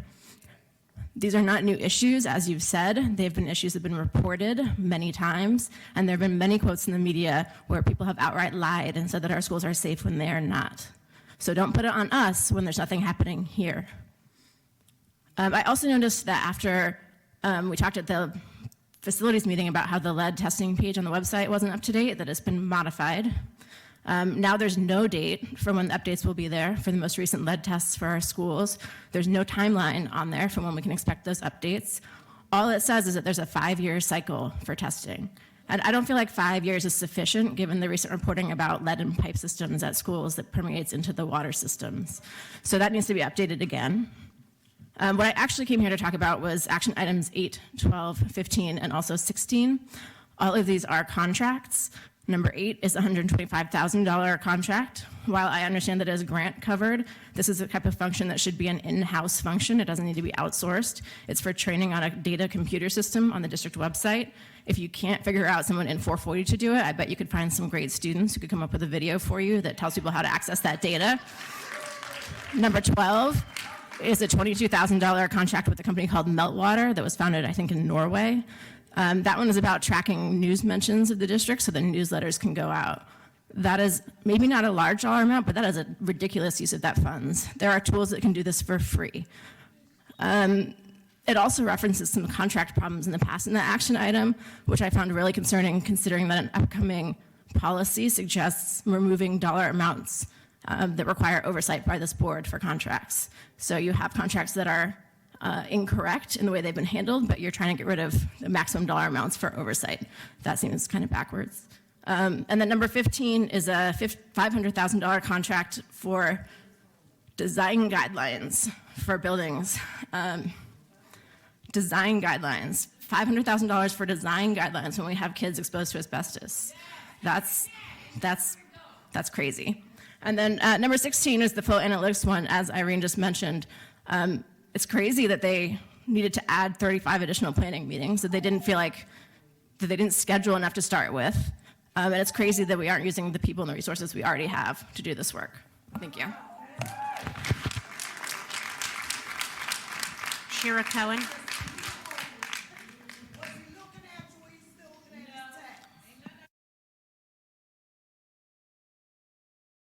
So I do want to say something of us looking down. When someone is speaking and they're referring to an action item, we're reading the action items and trying to stay along. So I just want you to know that.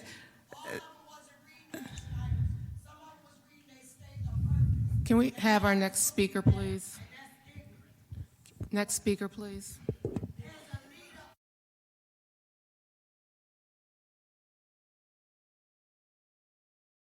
Please start.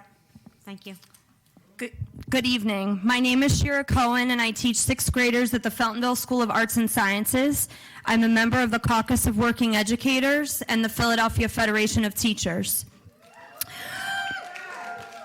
Tonight, I would like to address one of the action items that you're voting on, a $500,000 contract to look at the design of our school buildings.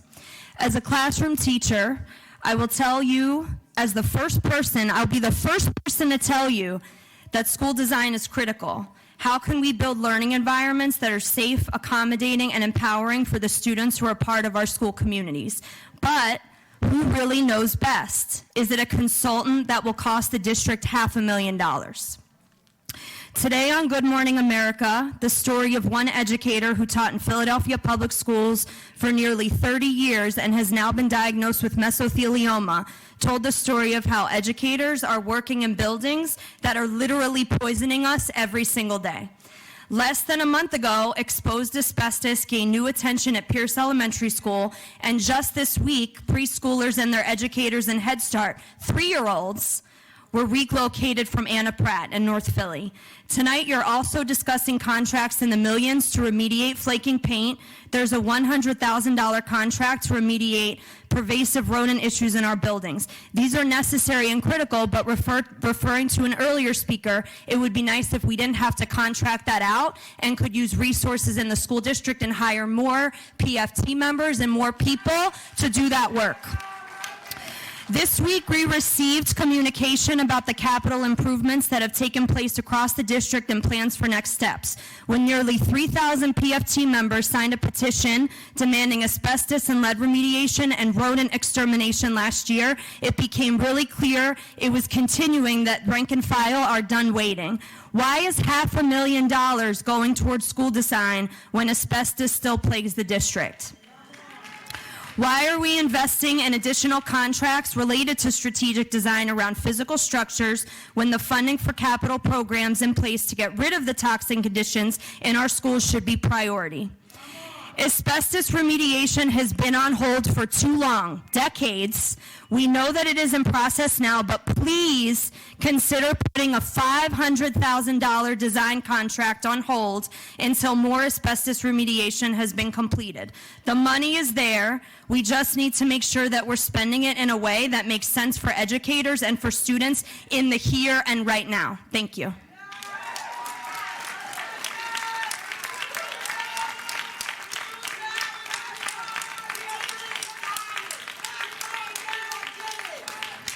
Thank you.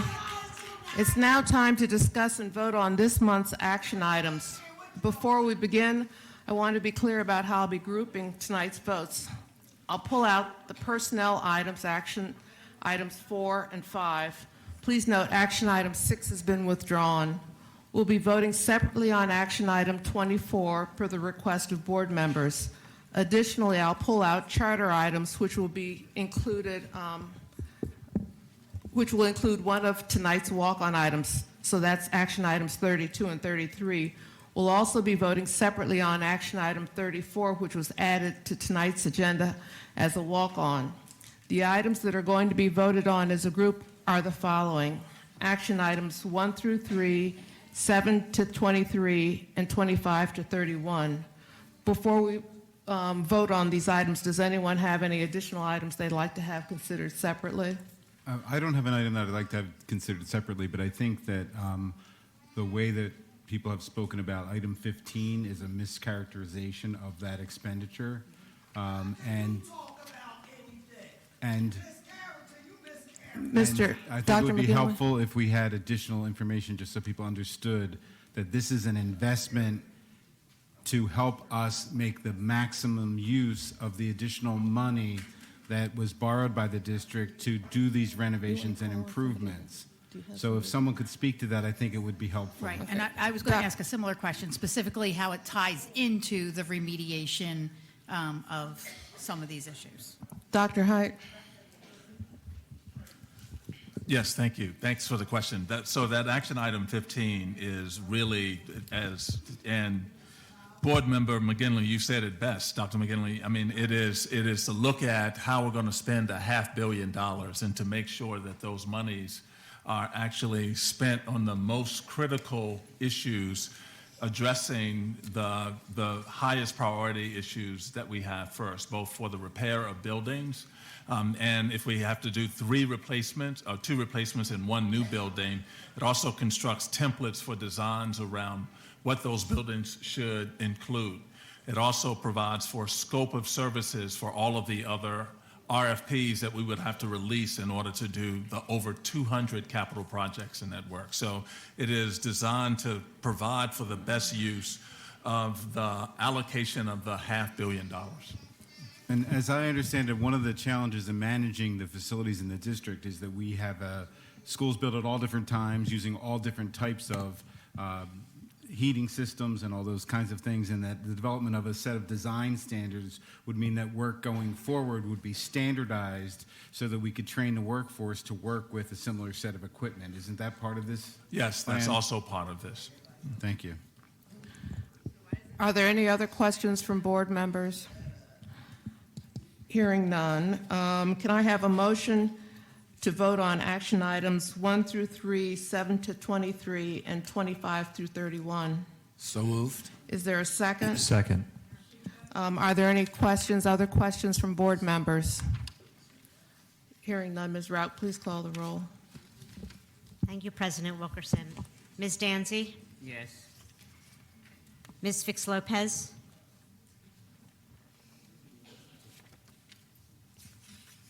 One second.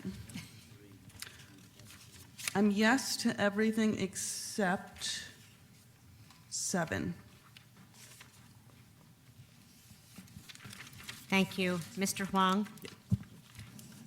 I'm abstaining from action item number 2 and yes on everything else. Thank you. Dr. McColgan? Yes. Dr. McGinley? Yes. Dr. McIver? I just need clarification. These are action items 1 to 7? It's the whole group. It is 1 through 3, 7 through 23, and 25 through 31. I am a yes. Thank you. Vice President Walker? Yes. Thank you. And President Wilkerson? Yes. Thank you. Action items 1 through 3, I'm sorry, 1 and 3, 8 through 23, and 25 through 31 are passed by a vote of 8 to 0. Action item 2 is passed by a vote of 7 to 0 with 1 abstention, and action item 7 is passed by a vote of 7 to 1. Thank you. We'll now consider the remaining action items. Board members, may I have a motion and a second on action items 4 and 5, which are personnel items? So moved. Second. Are there any questions? Seeing none, Ms. Rout, please call the roll. Ms. Dancy? Yes. Ms. Fix Lopez? Yes. Mr. Huang? Yes to both. Dr. McColgan? Yes. Thank you. Dr. McGinley? Yes.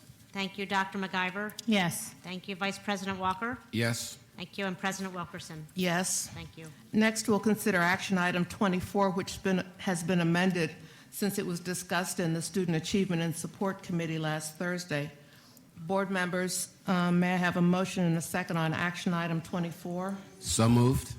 Is there a second? Second. Ms. Rout, please, are there any questions on that item?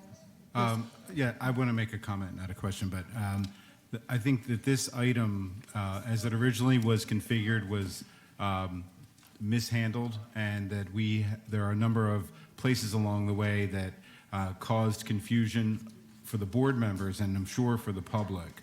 And I will be voting yes for it because the full cost of this is supported by an outside organization, and the principal of the school is the person that initiated this work. The work will benefit the children this year. I have no commitment or expectation to any work beyond this year. I'd like to just... May I make a comment as well on this item, because I know there's a lot of ideological pressure around these grants, but we really have to consider the fact that these are students who are in school right now who could benefit from a grant that is costing us nothing and is supporting these students. And I think that we really need to recognize that piece of it. I also will be voting yes. I think we need to recognize the bigger piece of it, that the original intention and the intention going forward is to potentially scale it out to all high schools, and I completely think it undermines the expertise of our counselors. That's not... I don't agree. I see it as a supplement. That's not the intention today, and I want to endorse the comments that were made by Ms. Marcus about the need to have strong representation in the administration for counselors and the role that they play in the district. College access is vitally important, but counselors in general remove obstacles to learning, and they guide the other faculty members in how to support children who are experiencing difficulty and trauma.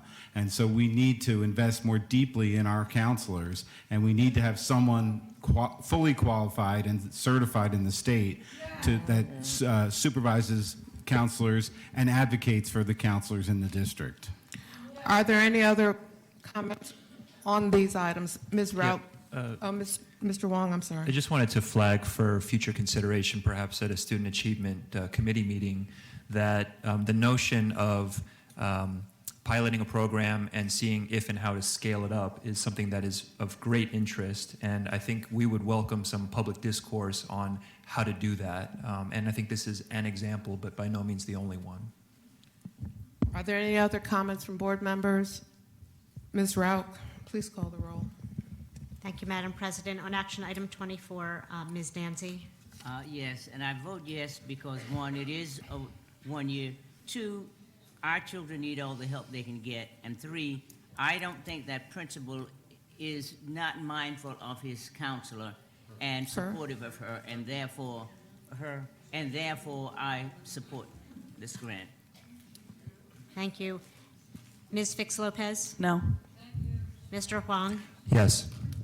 Dr. McColgan? You know, as a service provider, if somebody told me, whether it's counselor, physician, otherwise, that I'm going to get some support and some help to provide services to students, and it's not going to cost the district anything, I would be welcome that with open arms. So I have to vote yes.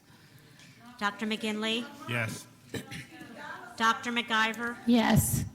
Vice President Walker, Yes. President Wilkerson. Yes. Thank you. Action item 24 passes by a vote of 7-1. Thank you. We'll now consider action item 32, the application for charter renewal for Boys Latin of Philadelphia Charter School. May I have a motion and a second to consider action item 32? So moved.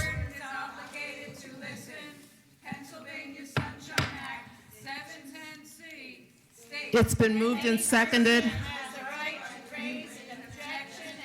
Who made the motion? Mr. Walker, can you please read the motion? I believe it's a motion to approve the renewal charter for Boys Latin.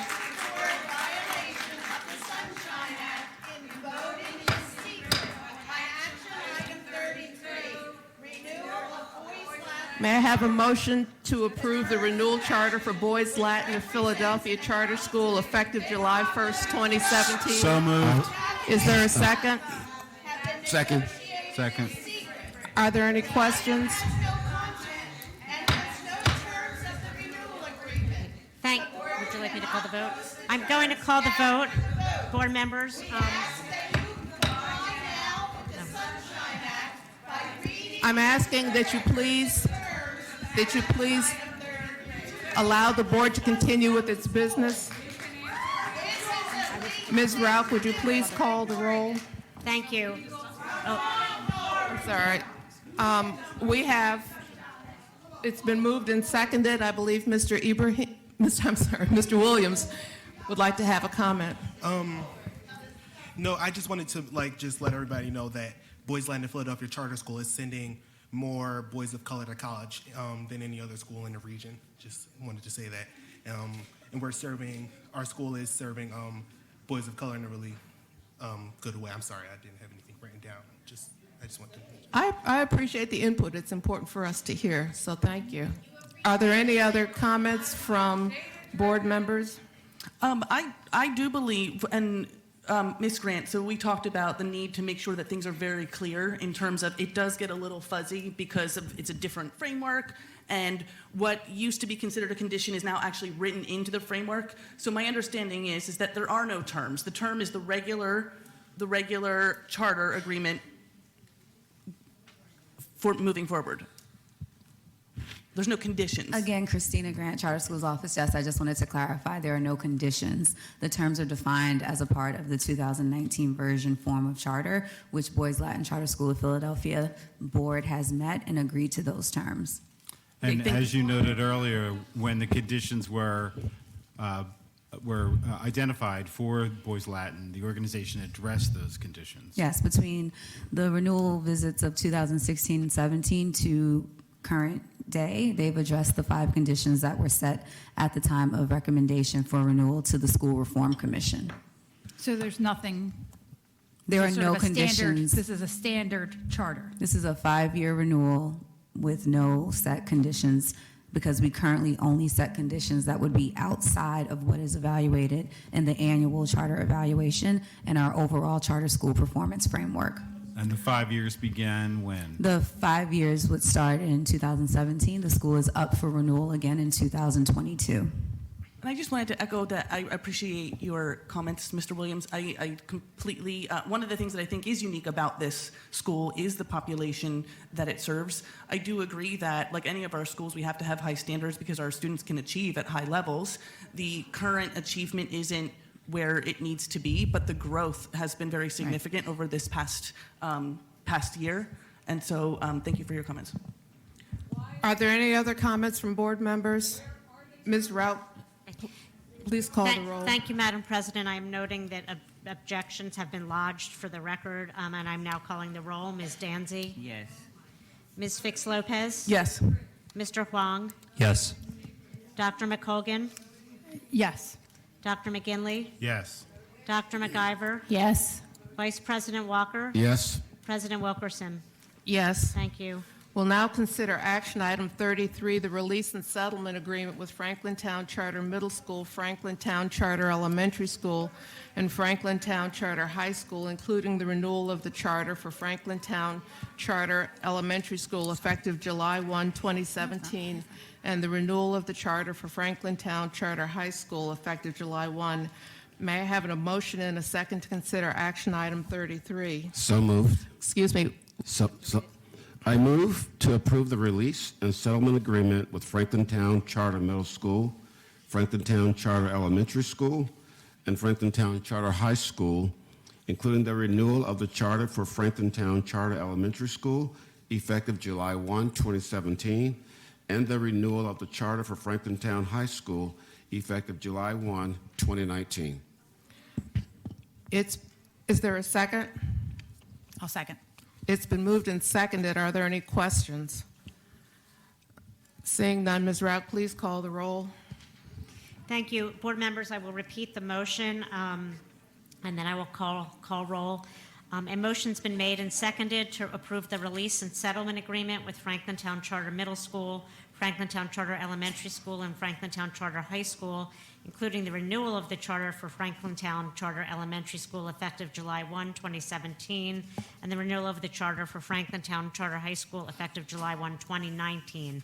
When I call your name, board members either vote yes if you're voting to approve the release and settlement agreement, including the renewal charter for Franklin Town Charter Elementary School effective July 1, 2017, and for Franklin Town Charter High School effective July 1, 2019, or vote no. Ms. Danzy. No. Ms. Ahaya Hinton. I'm sorry, she's not here. Ms. Fix Lopez. No. Mr. Huang. Yes. Dr. McColgan. Yes. Dr. McGinley. No. Dr. McIver. Yes. Vice President Walker. Yes. President Wilkerson. Yes. Thank you. The motion has passed by a vote of 5-3. Thank you. Finally, we'll consider action item 34, which was added as a walk-on for tonight's agenda. This item is to expand an existing contract with Jim Creedon. Board members, can I have a motion to vote on action item 34? So moved. Is there a second? It's been moved and seconded. Are there any questions or comments from board members? Ms. Rout, please call the roll. Thank you. Ms. Danzy. Yes. Ms. Fix Lopez. Yes. Mr. Huang. Yes. Dr. McColgan. Yes. Dr. McGinley. Yes. Dr. McIver. Yes. Vice President Walker. Yes. President Wilkerson. Yes. Thank you. We'll now hear from speakers registered on general topics. As a reminder, we'll be strictly limiting enforcing the 3-minute speaker limit. There's an electronic time prompt on the table. When your yellow light comes on, you'll have 30 seconds to wrap up your comments. When the red light comes on, your time is up. For 4 speakers, we'll address the board on each topic and have been registered on a first-come, first-served basis. Ms. Rout, please call the next 5 speakers. Thank you. If you could please come to the front. Jennifer Disk, Brian Gallagher, Gilberto Gonzalez, Rahima Robinson, and Peg Devine. And if Jennifer Disk could come to the table, please. Just a point of order, Madam President. Did we miss item 35? Is there an item 35? There is on the electronic version.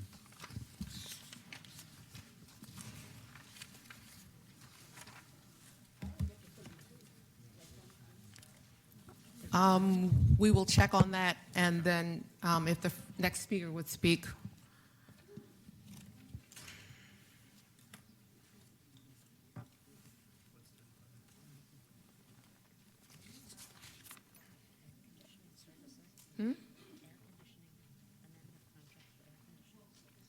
I want to call the next speaker, so. Yes, sorry. While I speak. Brian Gallagher, thank you.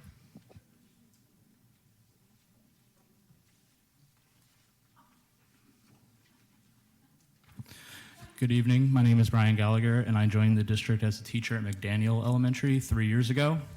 During my first year, my district coach nominated me to be featured on the district website's Inspiration Corner. I helped facilitate the Writers Matter program for my students, even helping one win an award. I ran for and won our school's election for building rep. When the district did walkthroughs, my principal consistently told me that I was the, quote, shining star. When deciding if I would come back this year, she joked that she wouldn't be a good reference for me because she wanted me to stay. I don't say any of this to brag, but to show that I have been competent, dedicated, and respected. I also say this because this week I handed in my resignation. During my first 2 years in McDaniel, I've witnessed some terrible and tragic things. Countless staff leaving, violence between students, towards staff, and from outside adults attacking students. All of this, and I still decided to come back because I wanted to be part of to helping change the culture of this school. The staff who returned this year were strong and incredibly dedicated. Every adult in that building cares immensely for the well-being of our students, but the situation only got worse this year. During my first 2 years, I taught 3 very small sections. While still difficult, the smaller classes at least made my room more manageable. So what did we do entering this year? We tried to save a couple dollars by closing the primary building and condensing all grades K to 8 into one building. For over a month, beyond the leveling deadline, I had upwards of 40 students in my 8th grade class, a class who last year was in 3 sections and totally out of control, with teachers still out on medical leave. Again, I continue to witness more mayhem and violence. When I consistently brought my concerns to our principal and to plead for more help, I was told things like, quote, no one is coming to save us and no help is coming.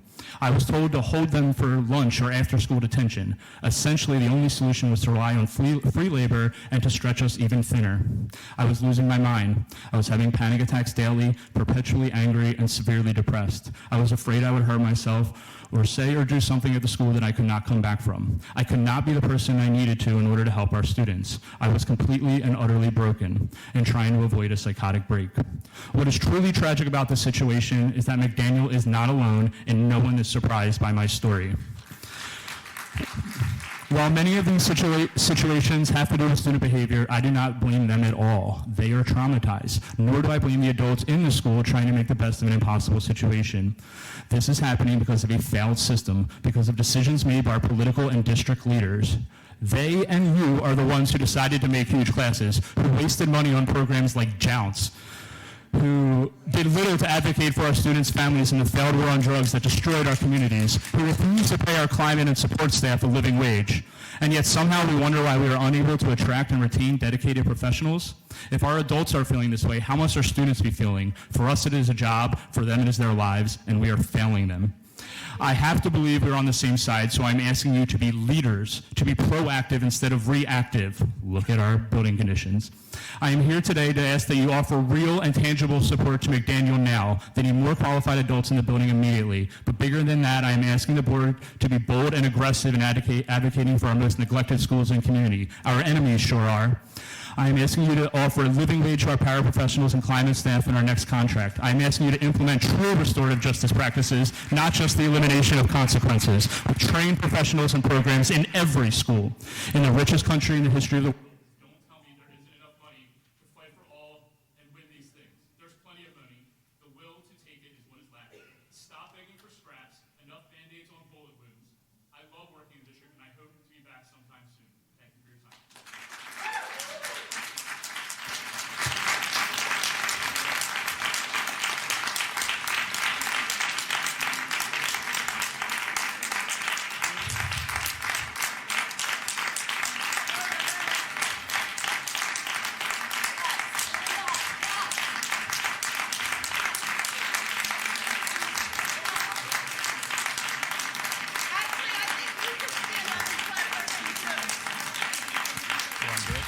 Yes, could Gilberto Gonzalez please come to the front? Thank you. My name is Gilberto Gonzalez. I have a son at Ben Franklin High School. I'm here to ask the questions that I asked at the town hall for Ben Franklin, questions I still don't have the answer to. Is one of the jobs of the board members of the School District of Philadelphia to represent the people of Philadelphia? Why haven't you? Our school opened in September. Who made the decision to open the school? Why was the school not fully tested? Who were the people involved in this decision, from the person at the bottom to the person at the top of this administrative structure? Then why has no one been held accountable, and why has no one been fired? After the notice of November 8th at Franklin and SLA, they discovered 8 more areas that need abatement. Where our children exposed to asbestos in these new areas? Why were these areas not addressed earlier? How much asbestos have our children been exposed to? For how long were our children exposed to these conditions? I would like an official response. Both Franklin and SLA parents were told that students would be back in the building by January. Now we're being told that possibly February and March of 2020. At the task force meeting, I asked, what is it going to take to get our students back in their home school? The responses were condescending, arrogant, and disrespectful.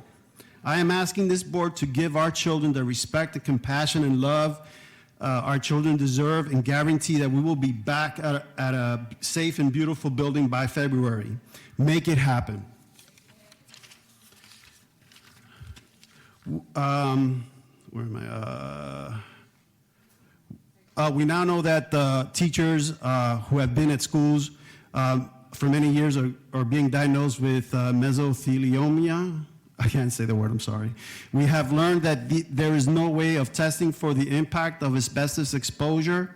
But what measures is the school district taking to prepare for the quality of life issues that may come in 20 to 30 years for our kids?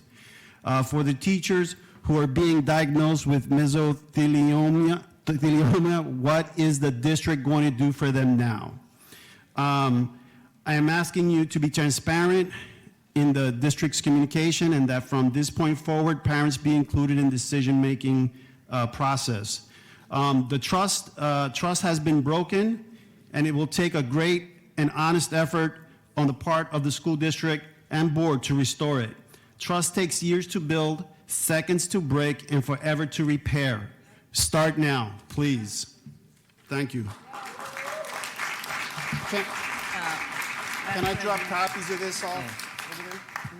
Thank you. Excuse me, I'd just like to ask you a question. You said that some of the response to your issues were met with what you felt were condescending comments. Could you elaborate on that a little bit? Sure. I asked, what is it going to take to get this done, get us in the building by January or February? And one of the responses was, well, why don't you do the job? Yes, seriously. Okay, and my response was, it's not my job, it's yours. That was a district person? That was a district person.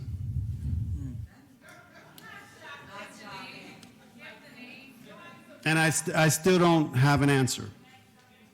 Thank you. 1 second. I wanted, sorry, different, I don't have any questions for you. Sure. I don't have any questions for you. Okay. Yeah. But if, Mr. Gallagher, first, if we can have a copy of that, because there were people missing at the table that need a copy of that. And secondly, I don't have any good words to say, except thank you for your service, and I'm sorry that that was your experience. And so thank you. Thank you. Rahima Robinson. Peg Devine. Okay. And I'm going to call the next group of speakers to come to the front, please. Eileen Duffy. Eileen Duffy, Michelle Perloff, Horace Clouden, Mama Gail Clouden, and Leah Clouden. And Ms. Devine, you can start. Thank you. I'd like it noted that not everybody from the board is in the room.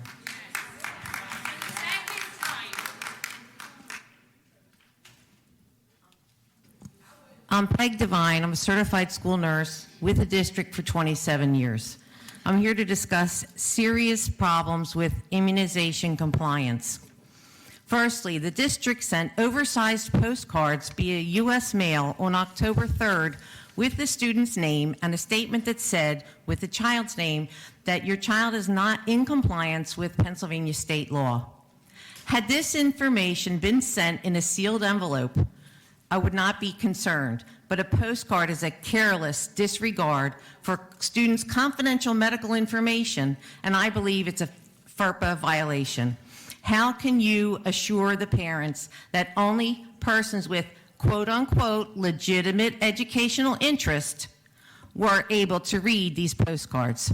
Secondly, I'm deeply disturbed by the tampering of electronic health records that occurred during regarding immunization documentation. On Friday, November 1st, an email was sent by Karen Lynch informing the certified school nurses that provisional dates would be centrally entered into the student's electronic health record. This is tampering with medical records by unlicensed staff, and it's positively unacceptable. According to state regulations, these students are not compliant. These parents provided no medical certificate. The state requires a specific immunization plan for the student, and it's to be filled out and signed by a physician and given to the school as proof that the student is scheduled to complete the required immunizations. The email implied that a field trip plan would be in agreement with the state mandate, yet these provisional dates were entered without parental consent for these so-called field trips. This reckless plan, deeply disturbing, shows no respect for the professionally licensed staff who have been ignored throughout this process. In addition, the email made no reference to the parental EH-80 form, which is required for all field trips. The EH-80 form provides emergency contacts and health information, which is essential to healthcare providers who are being asked to administer immunizations to teens without their parents being present. We have, since last year, been asking this board to allow us to follow the state mandates. Just this afternoon, we received a formal health alert from the Department of Health that a cluster of pertussis has been found in a school in Philadelphia. I'm respectfully asking this board to step in and demand that we, the licensed professionals, be allowed to do our jobs as directed by state mandates and to document on electronic health records without the tampering interference of non-licensed administrators. Ms. Devine. Eileen Duffy. Ms. Devine, Nurse Devine. I'm wondering if someone could explain what provisional dates means and who is entering them. We don't know. Nobody told us. The nurses aren't aware. What do you mean? What does that mean? Excuse me. provisional dates? Well, are Can you we get asking Ms. Devine a question? No, or asking I wonder if the administration district should question? answer that question. I can tell And you did that we really normally want- the nurses provide that We can- information. We can have somebody respond to this specific, your question, member, is What are provisional dates and why is someone other than a medical staff who is charged with doing this entering that Okay. information? I want to thank the speaker for your input, and And then why we'll were ask. postcards sent? And why were readable postcards sent with medical Okay. information? If we could have somebody from, the- Karen?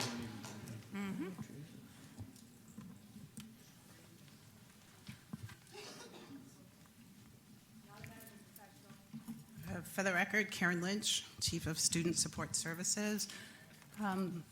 My memory of the postcards that were sent, it did not include medical information. It said that the student was in violation, but it provided no information about the individual students or their status. Wait, but it said your child is In violation does not have of- their immunizations. That's medical information. It said That is medical information. excuse me. You asked the district for an answer. the postcard did not include specific information on any child. It was demographic information that had the child's name, the child's address, and said that that there was a violation of a state code. It provided no information at all on which vaccine was required. Thank you. Dr. McCulkin, do you have another question? Now, just if we could see a copy of the postcard, please. Thank you, Ms. Lynch. And the what? Eileen Duffy. The provisional dates? Provisional dates.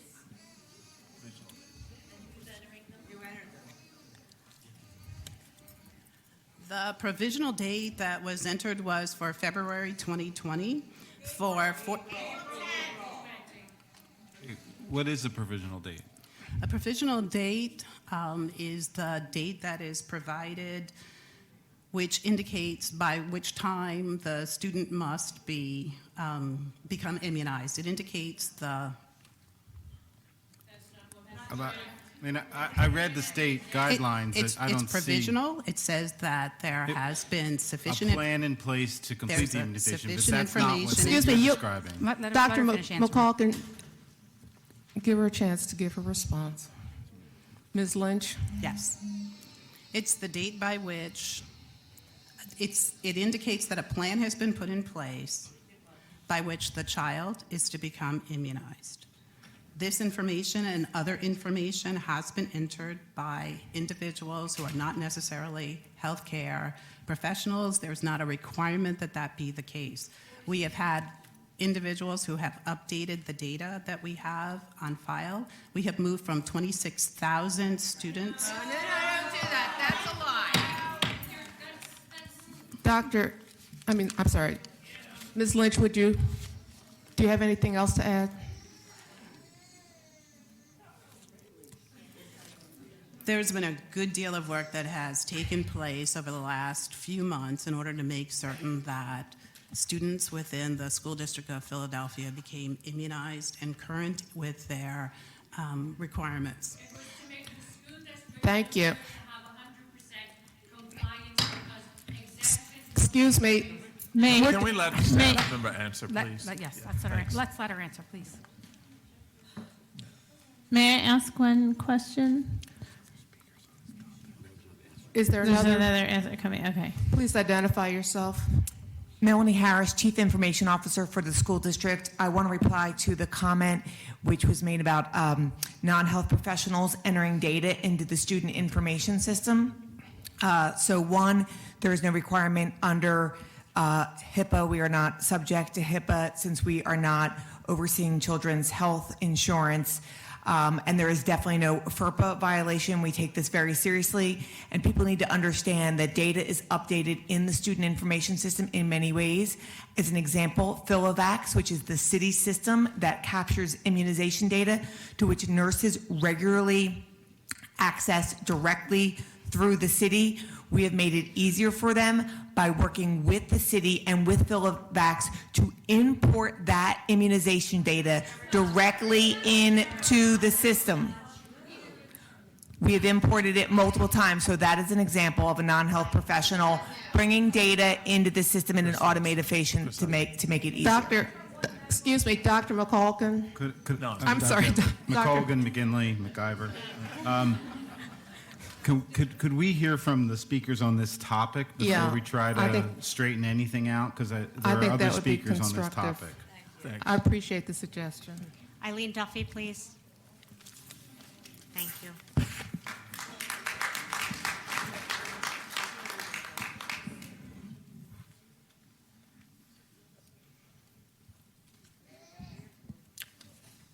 Dr. Height, I am seriously questioning your leadership. You have given extraordinary power to micromanage our school health office to a member of your cabinet with absolutely no medical credentials, with dangerous outcomes for our students. Were it not for the speaker limit, every nurse in the district would be in line to speak tonight. We take our students' health seriously, and we take the professional standards under which we practice just as seriously. Last time I addressed this body, it was concerning a skyrocketing immunization noncompliance rate due to this person's illegal directives. With your blessing, this same person was charged to fix a problem that she alone created. We nurses watched aghast as she fumbled through her incredulously concocted fix, replete with the requisite wasting of scarce resources. One example of the fallout, the resignation of Dr. Matherin, our respected director of school health, a female African-American physician with an MD, PhD degree in public health. How lucky we were to get her until she left. Dr. Matherin terminated employment with this district on October 4th, yet this has yet to be announced publicly. Talk about a breach of trust in your leadership. Consequently, we nurses have been administering medications without the legally required standing order, making a mockery of the constraints of our nursing licenses and our profession. Dr. Height, we nurses bring extraordinary expertise to the table. Isn't it implicit in the requiring certified school nurses in schools that these same nurses would provide such services within the scope of their practice? In what imaginary world are nurses expected to follow the dictates of some nebulous, quote-unquote, collaboration with the health department, in which there's nothing in writing and never a signature of even one actual health professional? Dr. Wilkerson and board members, I need you to do your job as members of the school board and protect our students. Use your oversight authority to keep these destructive management practices from continuing. After the immunization debacle, and now with the inability to give pain medication to students, one would think things could not get worse. Without your leadership and action to reverse this trend of allowing unlicensed persons to interfere in medical nursing practice, I assure you, new crises will emerge. Dr. Height, a 3-minute limit will merely scrape the surface of the wreckage of the School Health Service Department, which I have loved and honorably served for 25 years. We nurses insist on a fundamental school health on a functional school health program. I do not say this lightly, Dr. Height. If you cannot end this fiasco, please step down from your position, and wherever you go, please take Karen Lynch with you.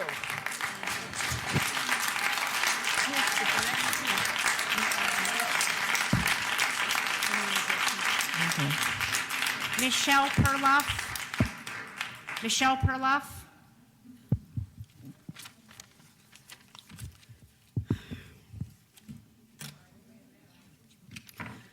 Good evening. As a nurse in the School District of Philadelphia for 12 years, I've seen my role as a certified school nurse both expanded and diminished.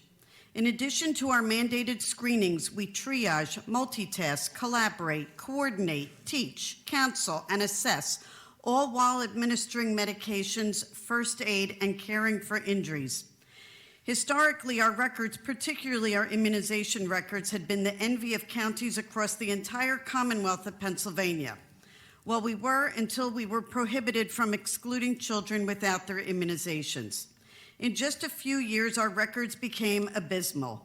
Fast forward to 2018, and as we've all heard in the news, there have been outbreaks of measles and mumps, both in schools and on college campuses right here in Pennsylvania. Nurses had a system that worked well until we didn't have the support of the school district. As professional nurses, we have exemplary documentation skills. We know how to do our jobs. Confidentiality and HIPAA have been compromised by getting other departments involved in this matter, sending out multiple different directives, instructing students to take futile field trips for shots without their parents, and giving different deadlines to parents are all confusing and aggravating for everyone involved. In fact, reminders that went to parents of students who were in compliance. Many paid for copies of their children's records, some even twice, for no reason, also wasting nursing time reviewing records for students that didn't need updating. In addition to all this, in the last few weeks, we now have standing orders for acetaminophen, ibuprofen, and hydrocortisone without a doctor at the helm in the district, making all orders null and void. The professional certified school nurses in the School District of Philadelphia have standards of practice to follow, and someone needs to respond to these matters. Please let us do our jobs. I'm here to find out who is taking responsibility for these directives.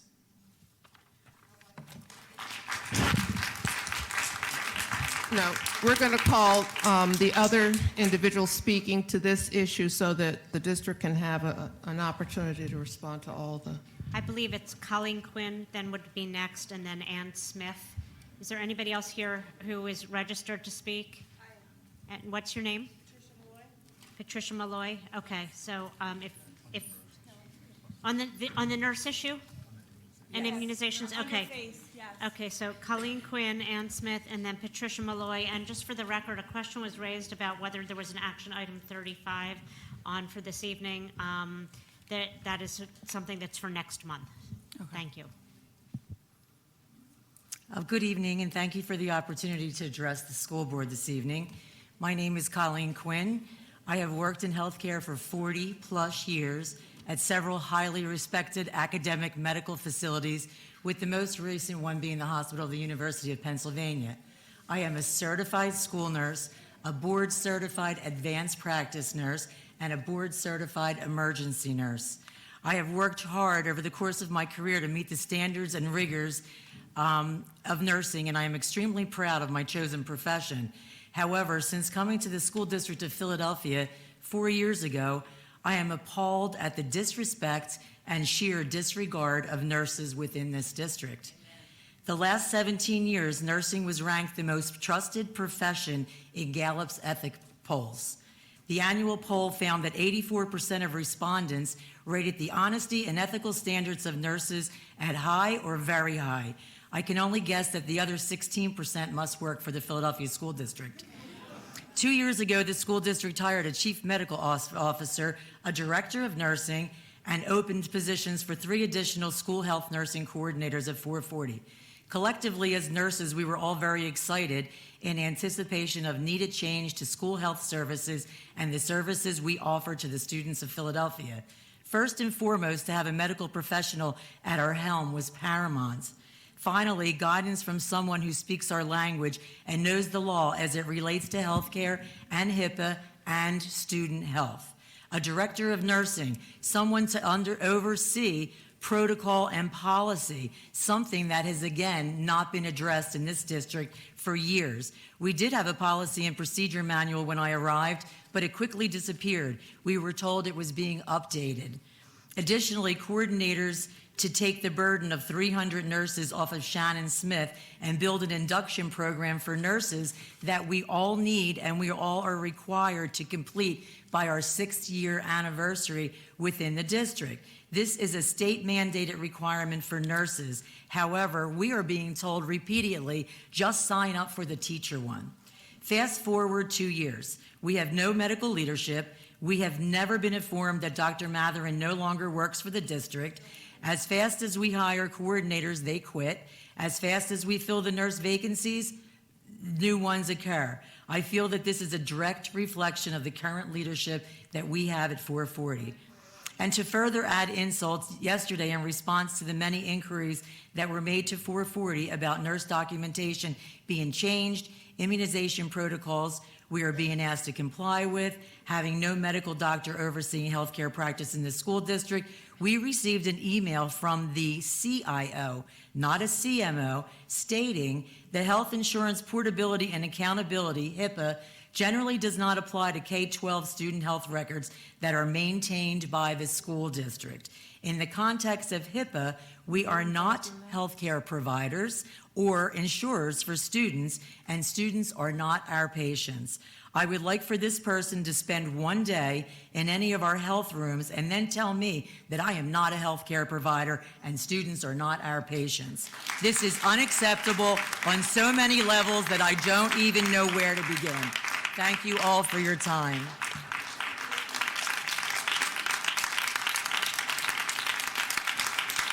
Ann Smith.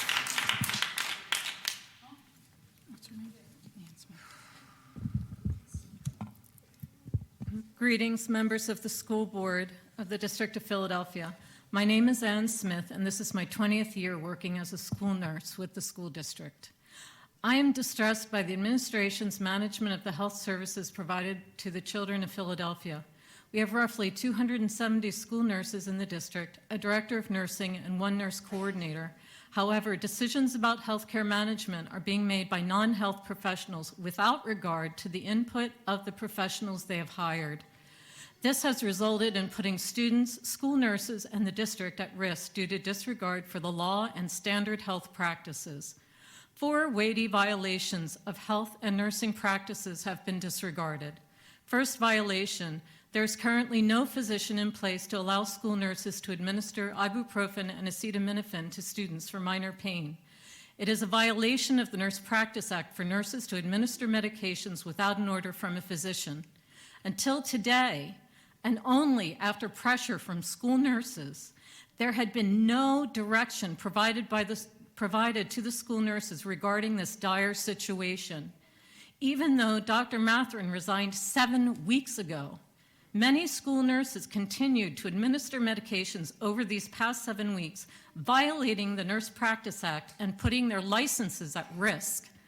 because we didn't know that we didn't have a physician. We still haven't been formally informed.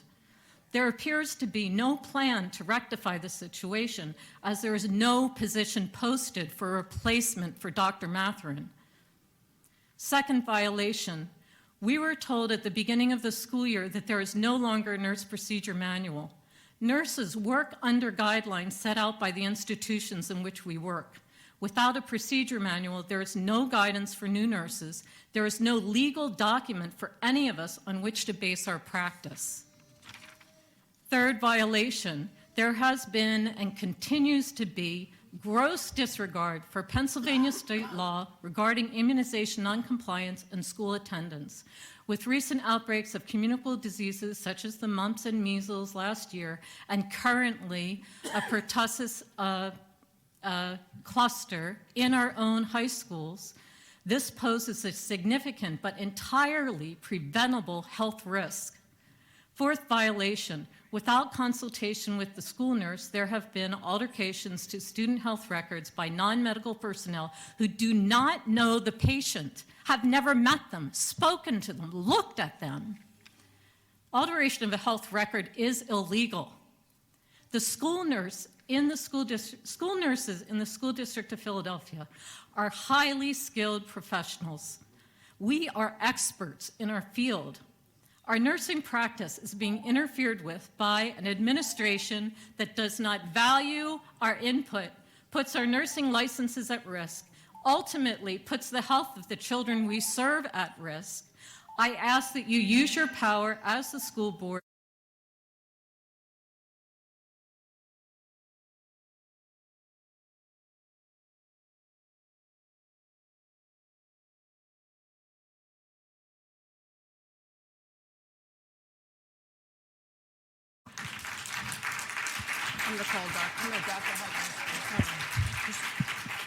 Do we have one more speaker speaking on this topic? The face woman. Patricia Malloy. Yes. Hello, my name is Patricia Malloy, and I'm a nurse at Wilson Middle School. I'm here today to talk about the FACE office. This school year, the FACE office was put in charge of handling the students with non-compliant immunizations. This task should have been managed by the school district's certified nursing staff and not the non-medically trained FACE department. I have one major question about this whole situation.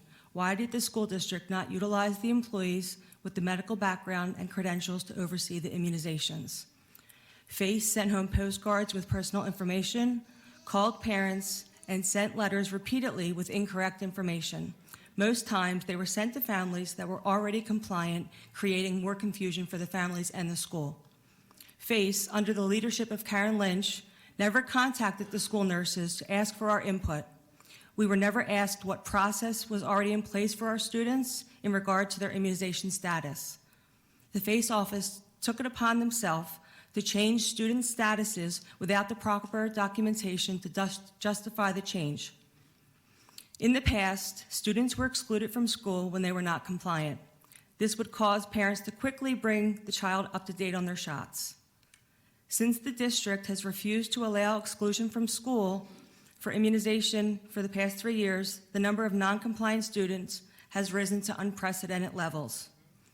While being overseen by the FACE office, this immunization issue has grown from a problem to an absolute debacle. Despite the fact that it could have been handled by the district certified nurses, we continue to be shut out of the process.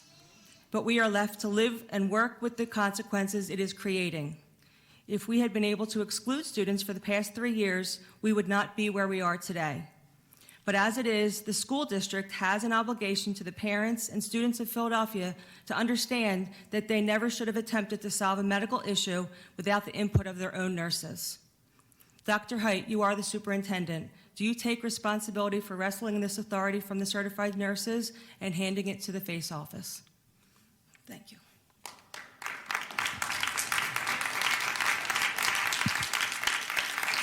Dr. Height. Thank you. Thank you to all the nurses, all of the nurses who are here this evening. Thank you for your comments. Thank you for the work that you've done. And I think it's been an extraordinary effort to get so many children immunized this year. Well, And so I listened to you, please. So one of the things I think is really important is that we have the ability, we create the ability to understand who needs what. And especially as it relates to our children, who needs what immunization, what are they missing, what do they have, and so that it gives us all of the information we need. We've also been working with the health department, the city's health department, to actually construct opportunities for our young people to get immunizations with.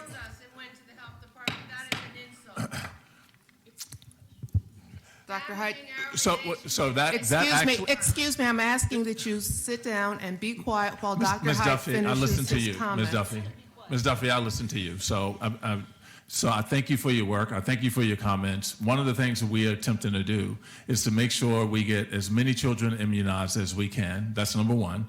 We have the accurate records so that we know who actually has what immunization and what they need. And that was all about putting all of the records into a system that we could actually look at, the health department could look at as well, and that all of the nurses could see also. Here's the other thing that I think is really important. One of the things that we have to make sure is that we don't lose children, and we don't turn them away from, in some cases, the only meal they have. And I hope that will not happen. I hope that will not happen. But one of the things that's really important is that we focus on the immunization issues, but also understand and be accountable for those young people who are no longer attending our schools. Here's the other thing. The policy, the board's policy states that children will be immunized in accordance with the policy and the state and local guidelines. And so we were using those guidelines in addition to our own policy to provide as many opportunities for young people as possible. Once again, I do appreciate the work that all of you have done to get so many children immunized. And I can say for the first time, we have information about the numbers of children who need and what they need in order to be allowed back in school.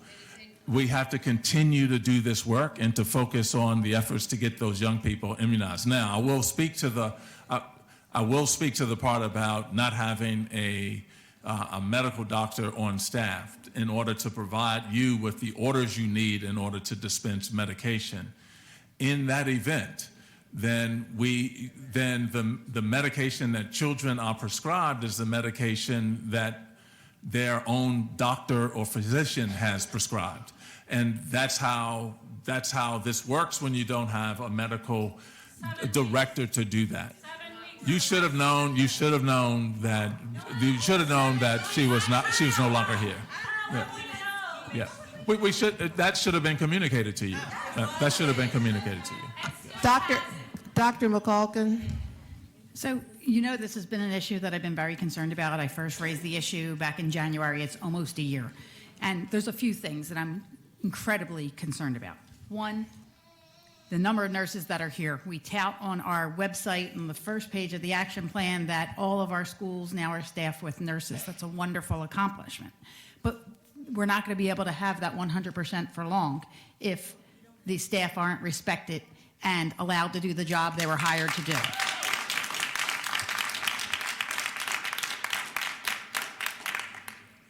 I am troubled by the way this was handled. I feel like it seems to me that the nurses and nurse practitioners were, hired to do a job, and then their hands were tied behind their back, and they were told they weren't allowed to do that job, that they couldn't use the tools and the laws that are behind us to complete this task. The law does not state we vaccinate as many children as we can. The law states you cannot come to school unless you are vaccinated. So I'm struggling with that. I'm really struggling with that. I've been struggling with that in all of the conversations we've had about this, in committees, et cetera. And from the onset of this conversation, I keep hearing over and over again the concerns about attendance and that we're going to lose children. I did hours of research into those people who talked about, losing, salary. I've lost lots of salary by doing this work over the last year because I spend a lot of hours working on these issues. My fellow board members will tell you I read everything that comes across my way. And I did hours and hours of research and phone calls to other experts in regard to where is the data stating that kids will be significantly absent if we exclude them from school. And it does not exist. It doesn't exist. Dr. McColgan, they're not coming now. What's They're that? not- They're children who are not coming now. Yes. If you would Right. finish, It and doesn't then exist. I believe the data doesn't exist. It Dr. doesn't exist. McGinley wants to And- speak next, I would guess. No, go ahead. Well, let Dr. McGinley go. That was the that was the main thing. And then the other concern was that that they weren't told about their boss, if you will, leaving. That's a huge concern, and lack of communication. But again, we hire nurses to do a job. I don't understand why, especially if they had a practice that was in place, why we weren't allowing them to do that. Dr.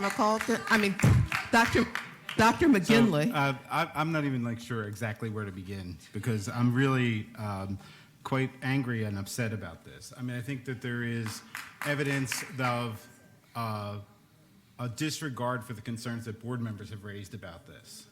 And if I tomorrow went to Dr. McColgan's office instead of my own, that would be malpractice. And credentials, professional expertise means something. And in all school districts that I know, we vet people by their professional expertise and we put people in charge of the work that they were trained to do and the work that they have the credentials to do. So there's this pattern here that's been troubling to me since I started on the SRC, where there's a disregard for credentialing and there's this assumption that smart people can do lots of things. But there are areas of technical knowledge that are lacking in the people who are overseeing this process, whatever that team looks like. And so I understand, having been a school administrator and been a principal, two things. One, yes, we give children the medicine that is prescribed by their doctor, but for many years, probably decades, we have had a standing order from a physician to give kids pain medicine. And the second thing that I understand, having been a principal, and you understand, having been a principal, is we don't just push the kids out the door because they don't have immunization. We go after them, we meet with their families, we go to their houses, we do every possible thing to ensure that the immunizations are acquired and that the children return to work. That was local practice here. That was local practice for a very long time. If it wasn't working in some places, that needed to be corrected. But putting people in charge of something that they don't know creates all of these issues. And I don't think that it's professionally responsible, and I don't think that it's respectful to the board when last spring we had the conversation here. Ms. Lynch sat at that table, imagined some policy that we don't have.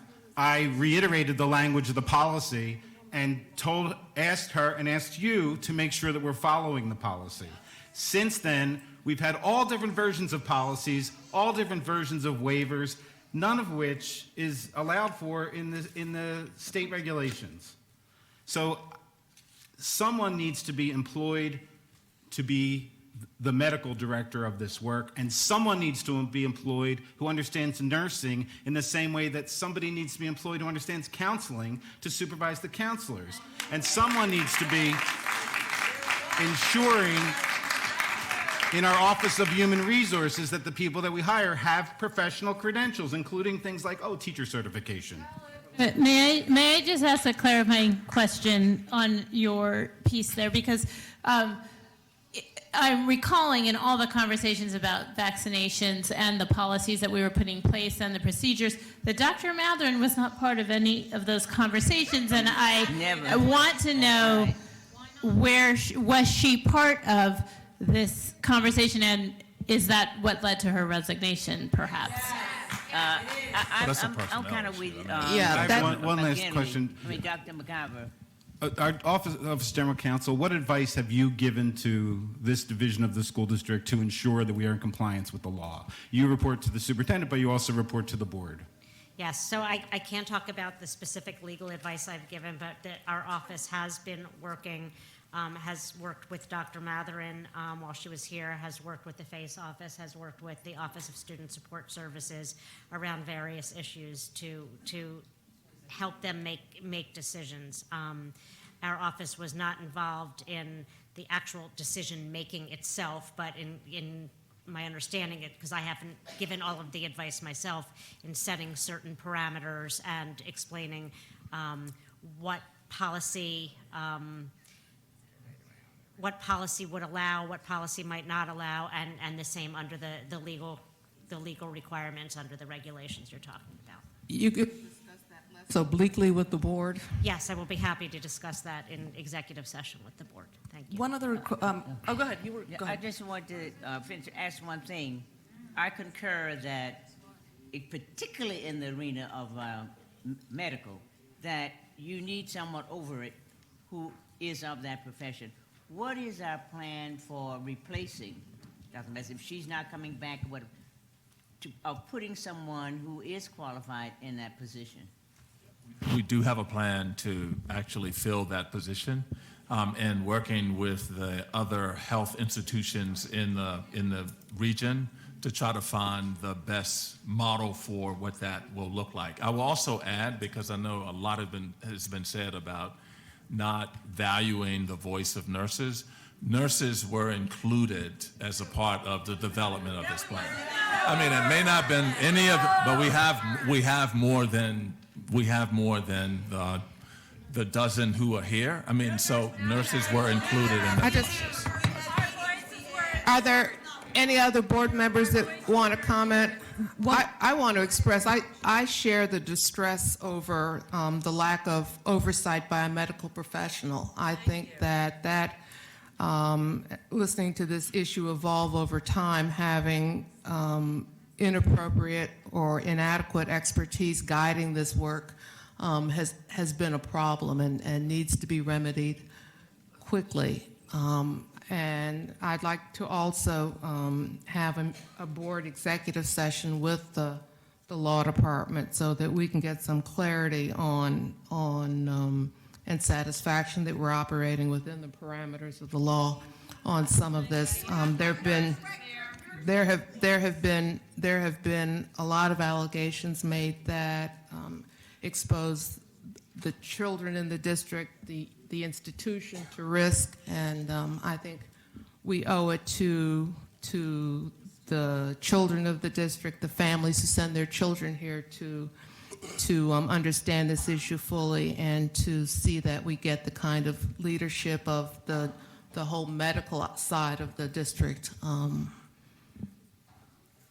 the kind of leadership that we need. Can I just ask one follow-up? One of the things that was testified about was the nursing manual disappearing. Can you talk to that? I cannot. I can get staff to talk about that. I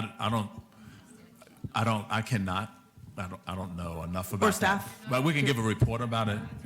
And who does the manual fall under? It would have fallen under the position that Dr. Matherin was in order to put that together, to pull that together. Yes. I think it's also important to add, just as another bit of context, that it was, and I know people have actually called out Karen, who is the Chief of Student Services, but she was also the one who actually sought out and hired Dr. Matherin. And so it was the individual who wanted to get a medical person into that role. Yes. Are there any other comments from board members? Would please call the next speaker. Yes, I'm going to call the next group of speakers Horace Clouden, Mama Gale, Leah Clouden, Kathleen Butts, and Steve Halpern. Horace, thank you. Thank you. Oh, this is great. Good evening. I hope you read the material that I have given you in the past. Basically, since someone brought up McDaniel, here we go, 2% achievement Overall SPR, 24%. That's in one of the manuals I gave you. You know, but our main concern is teachers' attendance, which also the guy spoke about. 22% was the teachers' attendance for attending 95% or more of the days. Students' attendance was 34%. How do we, correct me if I'm wrong, it's 180 days that these teachers get employed to do. Salary starts at maybe $42,000 up to $85,000 for 180 days. I used to be a 12-month employee for the school district. I was out 6 days for 7 years. Only 6 days in 7 years I was absent. They can do the research, period. How come you can't, if a teacher can't come to work, why can't you fire the person? My thing is this: you need to privatize the principals. Let the principals reapply for their jobs, come up with a 3-panel people to run the schools so they can be in these classrooms and hold the adult staffs accountable, period. The adult staffs accountable. You look, I did the research. You have it. These teachers are absent, period. They're absent. Now, these K-8s feed 18 neighborhood high schools where their achievement level is no more than 8%, and their overall SPR is 36%. That's the school district's record. So here you got one failing into another into graduation, period. We always advocated back in 2013, you see my report, get rid of these K-8s and make them K-6, bring back in the junior high schools. Because we don't have any more junior high school buildings, we have to take these big high school dinosaurs and make them 7th to 12th grade campuses because we got rid of schools. I mean, hey, we have to be in the classrooms to make people accountable, period. You can clap all you want. You can say asbestos. Let me tell you what to do with your asbestos problem. Have call a state of emergency. Teachers, close all the schools, only make the essential employees that need to come and clean this stuff out and let you start the next school year in a safe environment. Are you willing to give up your salaries for 6 months to have a clean environment since you're worrying about your health that much? I don't think so. Okay? So here we go. The next report you're going to get from me is this. I'm going to show you, it's 148 schools that are failing, that are in the intervene section. Like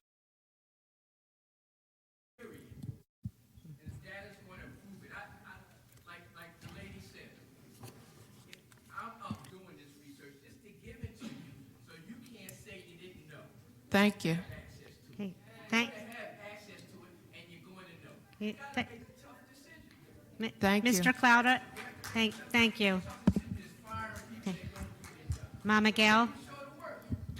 Can I just flag something for, I want to just flag something for the Achievement Committee. It reminded me when you talked about teacher attendance. One of the things that we've heard a couple of times recently are issues when there's a medical leave. And I don't know the process or procedure for filling that, but if we can just flag that and think about, that seems to be an issue that's been brought up multiple times. Thank you.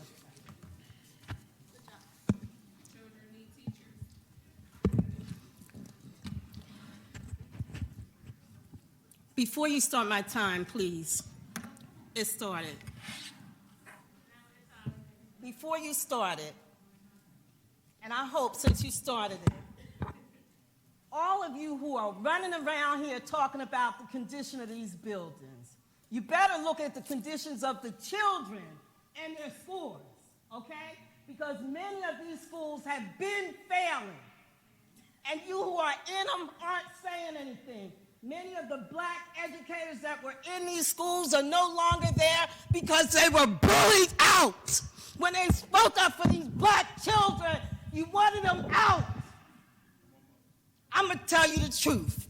Since I've been here as long as I have, I'm going to tell you about the black principal at Overbrook that had a paper put on the teacher's lounge wall that showed a white man with an exterminator outfit on, showing little black children beside her. I got calls for years from all over this district When I talk about racism, I'm not playing. It is unacceptable that our children are suffering in 2019 when we've been going through it for 400 years. It is unacceptable. And whether you agree with my husband or not about his plan, one thing you know is people in your schools are failing our children. And that's the real, black, white, or other. You know.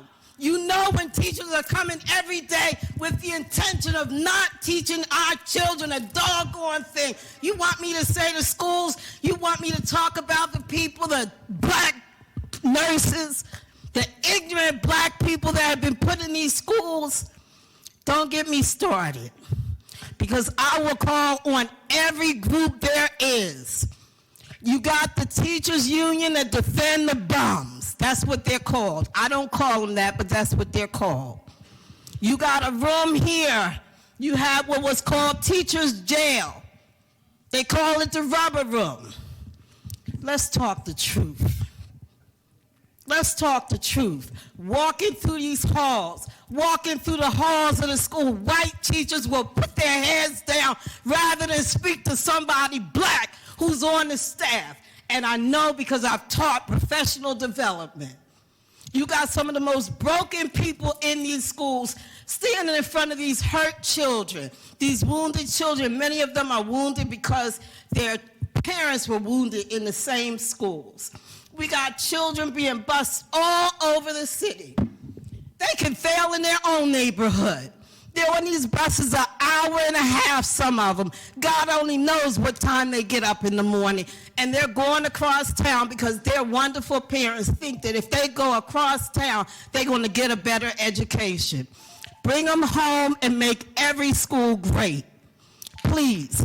And baby boy, I didn't mean to point at you, but I was so happy to see a dark-skinned child sitting over there because I haven't seen it. Color matters, and you walk around acting like it doesn't, it does. I'm done. Leah Clouden.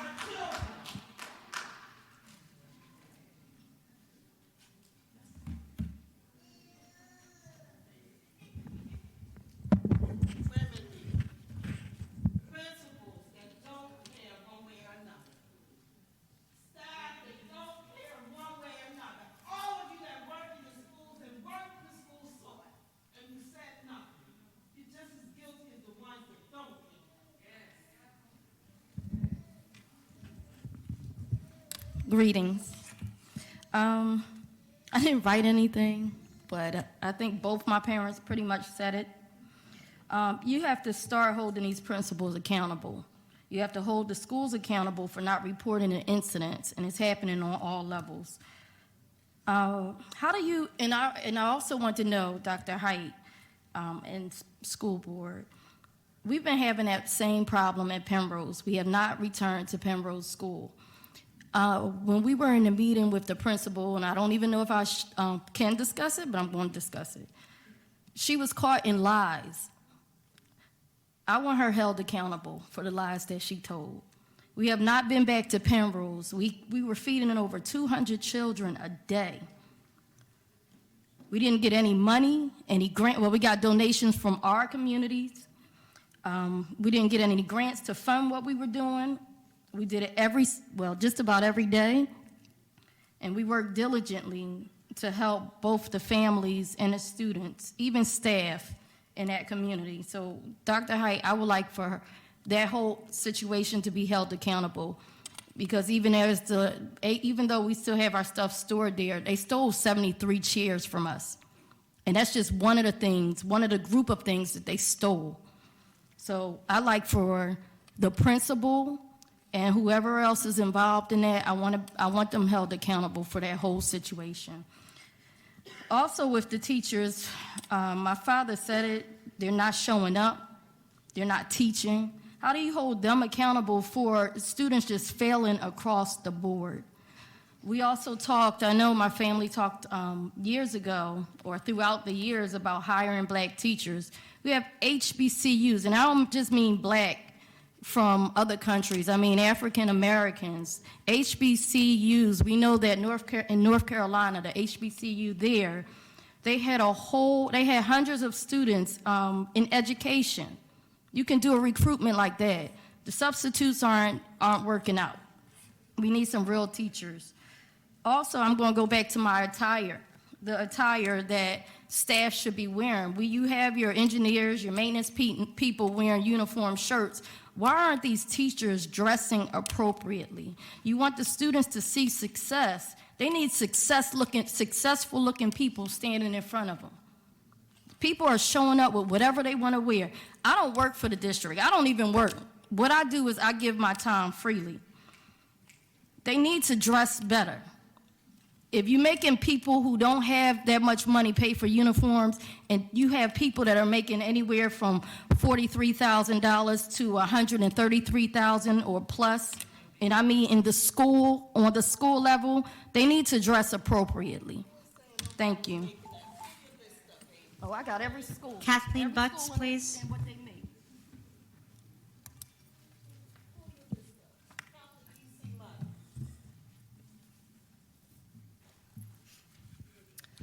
Hi, good evening. I'm here today speaking as an SLA parent who sees the inequities in how the district is managing asbestos abatement. About 2 years ago, I worked with a group of parents to start a grassroots movement called Love for Philly Schools. We created a social media campaign and a signage campaign that stated, "We love our Philly schools, ask us why." Today, when people ask me what school my daughter attends, the first thing they say is, "Isn't that the school that was closed for asbestos? Aren't there many schools that are closed for asbestos?" And to be honest, I don't know what the hell to say anymore. So I turned to the district and I turned to the board for answers. And the process was mishandled. The board remained largely, not everybody, but largely silent.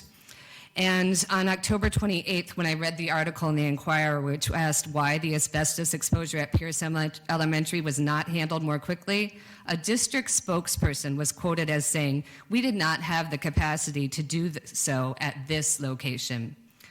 To me, this sounds like the district is prioritizing schools, and let's be frank, they did have the capacity to address the safety issues at SLA and Meredith, although it was haphazard.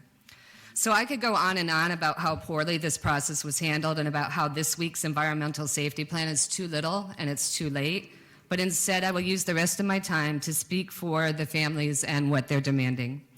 First of all, and it sounds like this was addressed today, the kids at Pierce need to be in a safe location now. Not next week, not next month. It's been nearly 3 months, and honestly, I'm looking at you. If your children were asked to wait 3 months, would that be adequate? Secondly, the school board should host ongoing listening sessions for families of all asbestos-impacted schools to ensure that they have a way to voice their concerns and needs. 3 minutes at a board meeting is insufficient when our children's health and safety is at risk. And a lot of schools don't have the privilege of a task force like SLA was given. Thirdly, the board needs to take immediate steps to ensure that the students at relocated schools have access to the same level of education and classroom resources that they had before their schools were closed. My kid doesn't have a chair in 2 of her classes, let alone a smart board, let alone art supplies, let alone a science lab. And you have kids at Ben Franklin who are busing for hours to get their CTE education, so they're missing other instructional time. Fourth of all, we need to provide alternate levels of staffing for the schools that have been relocated. You have staff from Benjamin Franklin who are now manning bus stops and street corners rather than being inside of their schools because of the relocation. And along with that, you have parents who are afraid of their students having some sort of trouble on the way to school, but the district has provided no safety officers for the Allegheny subway stop for the Franklin kids. Yet, they replaced somebody for the SLA relocation. To me, that's not fair and it's not right. And finally, we need to ensure, I'm gonna keep talking, my kid was out of school for 2 weeks, I'm gonna take another 30 seconds. We need to provide public access to all air quality tests for every single school, not just the ones that are most vocal, and we need actual project timelines for all schools, not just some.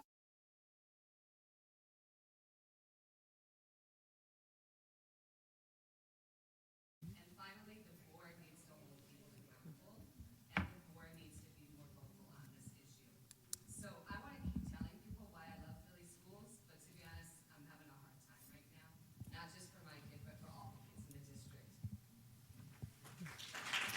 Steve Halpern.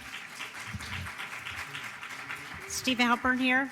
Okay. The next group, please. Barbara Dowdall, please come to the front.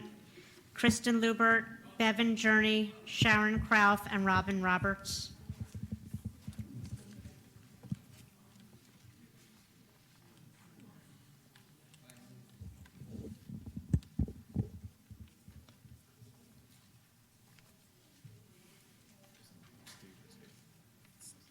Steve's not here.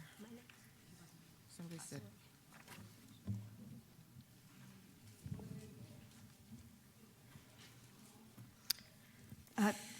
Good evening. My name is Barbara McDowell-Dowdle. Speaking about Germantown Public School dreams, but I have to mention, in good conscience, all the still operating Germantown schools built before 1962. Some of them at my elementary school, it was 1898, and thus likely at risk for asbestos exposure. My intended primary Germantown Public School dream this evening references the site right in the heart of my lifelong community where Germantown High School, oh, by the way, this is a copy. Germantown High School, the first racially integrated public high school in Philadelphia, was shuttered 1 year short of its 100th anniversary. And across the street from Fulton Elementary School, where parents sitting in its sweet library were informed by a laptop-armed 440 staffer that it too would be shut down that year. Abandoned, so left to advancing weeds, easy prey for invaders who stripped them of copper pipes and wires, their vacant windows staring across the street to the even longer abandoned town hall and just up Germantown Avenue from our abandoned YWCA. Snapped up at bargain rates, dropped, purchased again for no apparent purpose. Neighbors near and far were on the edge of despair until the spark of a horrifying rumor, developer plan to raise the high school, replace it with a strip mall, with the great lawn sloping down to the avenue to be paved for a parking lot, brought our amazingly varied community groups to renewed life and common purpose, coming together to form the Germantown Fulton Campus Coalition. So here and now is the unique opportunity for the still fresh, in many ways, blessedly locally controlled Board of Education to join with the community to dream with us and restore a public school presence in possibly exciting and creative ways. Germantown Heritage High School for a 100th year celebration of its predecessor. Utilizing of the Germantown and Fulton libraries as anchors for the planned restoration of all district school libraries with librarians. A combination lower school and high school with evening diploma programs for adults linked with the Germantown Historical Society. Make this your new approach. Involve yourselves, board members and staff, with neighborhood individuals and groups instead of Madison Avenue, Boston, or Pacific Coast corporate entities. Tap our city-born and bred city planners for study, data collection, analysis, and planning. Thank you. So I give you a dream in New York to study, which is right here. Kristen Lubert.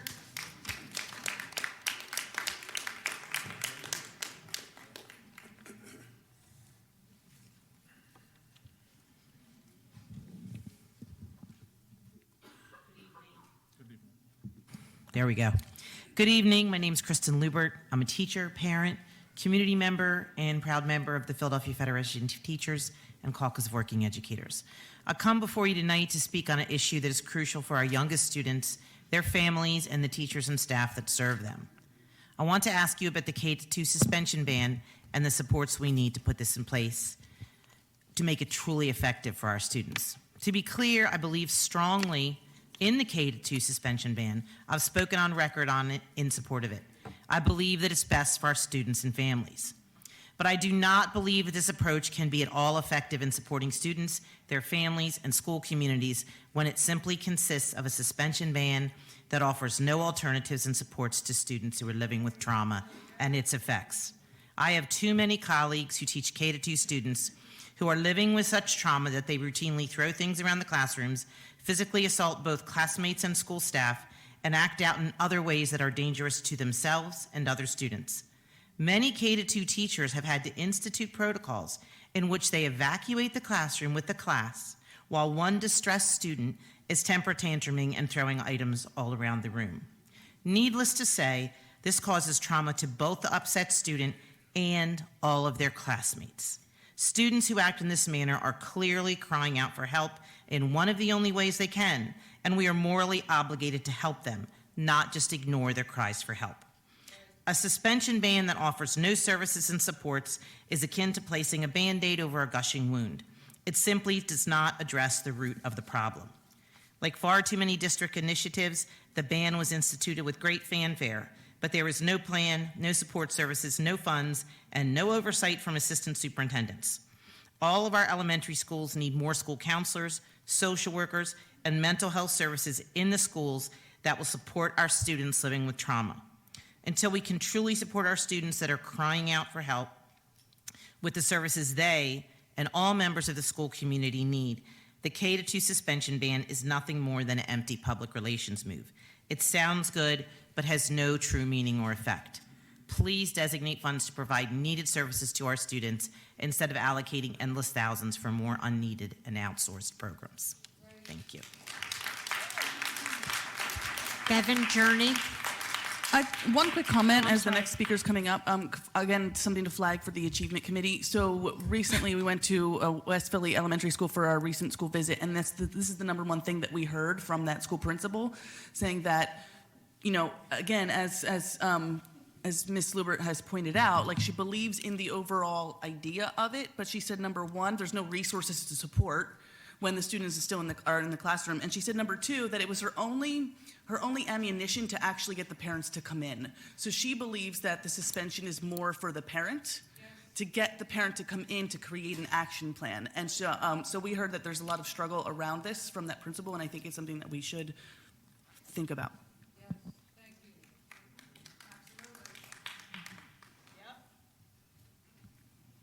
You can start. Thank you. Occupational therapist. This is my 6th year in the district.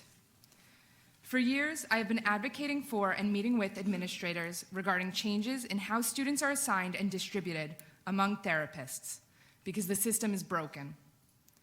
I was here last spring with fellow related service providers to ask for your support in switching to a nationally recognized workload model of assignments. A workload model considers each student's individualized needs, like how much help, equipment, or staff training they require. The district currently uses a caseload model with an impossibly high cap in which no student needs are considered. Each student is weighted the same, regardless of their individualized needs. Can you imagine every teacher in the district having the exact same number of students in their class? Is that equitable? Would that work for the students? I was here to advocate for change, but that change did not happen. So today I'm here to help you understand the impact that has had on my students. Because we don't use a workload model, we started the school year at the lowest staffing of occupational therapists in memorable history. Last year, we had 32 therapists, and I came to you to beg for help. Now we have 27. This week, the remaining uncovered sites and students were reassigned to our already overburdened caseloads. We've had a 15% decrease in therapist staffing. Can you imagine a school losing 15% of its teaching force? What would happen to those students? We don't need 2 or 4 or 6 more therapists. We need radical change. Because we don't use a workload model, my site assignment has changed 5 times since September, as therapists are shuffled around to cover up for the district shortfall. Can you imagine reassigning a teacher to 5 different classes by December or November 21st? How effective would that teacher be? Because we don't use a workload model, I have had over 30 evaluations to complete so far this year. Every evaluation requires my one-to-one attention for 3 to 5 hours. Can you imagine how much instruction a teacher could provide if they had to spend every day conducting 5-hour-long one-to-one tests for every student in their class? What do you imagine would happen to the rest of the students in that classroom? Because we don't use a workload model, instead of being empowered to provide meaningful, effective interventions, I spend my day in meetings, looking for workspace, looking for materials, introducing myself to students who haven't met me, completing endless documentation, and traveling from site to site to site. At one point, I had 19 sites this year.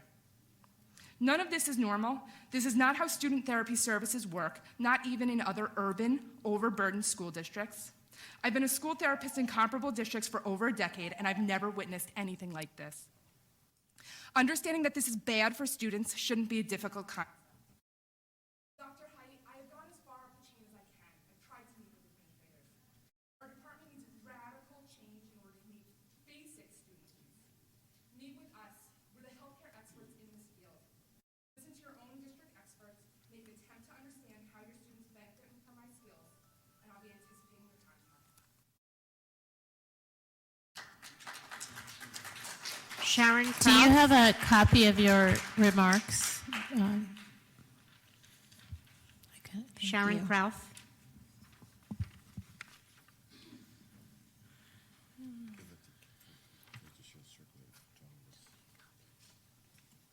Good evening.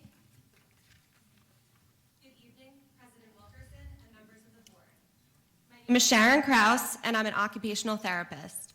I'm currently assigned to provide service to 7 different schools in the district. I'm here this evening to discuss the issue of chronic understaffing in the OT department and the negative impact of the district's caseload approach on the students, staff, and families we serve. For those of you who are not aware of the distinct value occupational therapists can bring to the educational setting, I'd like to tell you a little bit more about our role. OTs have specific knowledge and expertise to support students' ability to participate in meaningful daily activities or occupations. We work with students to restore function after injury or disability, modify the environment, and provide access and training in the use of assistive technology and devices. I'd like you to imagine for a moment that you have a child with a disability such as cerebral palsy or a spinal cord injury.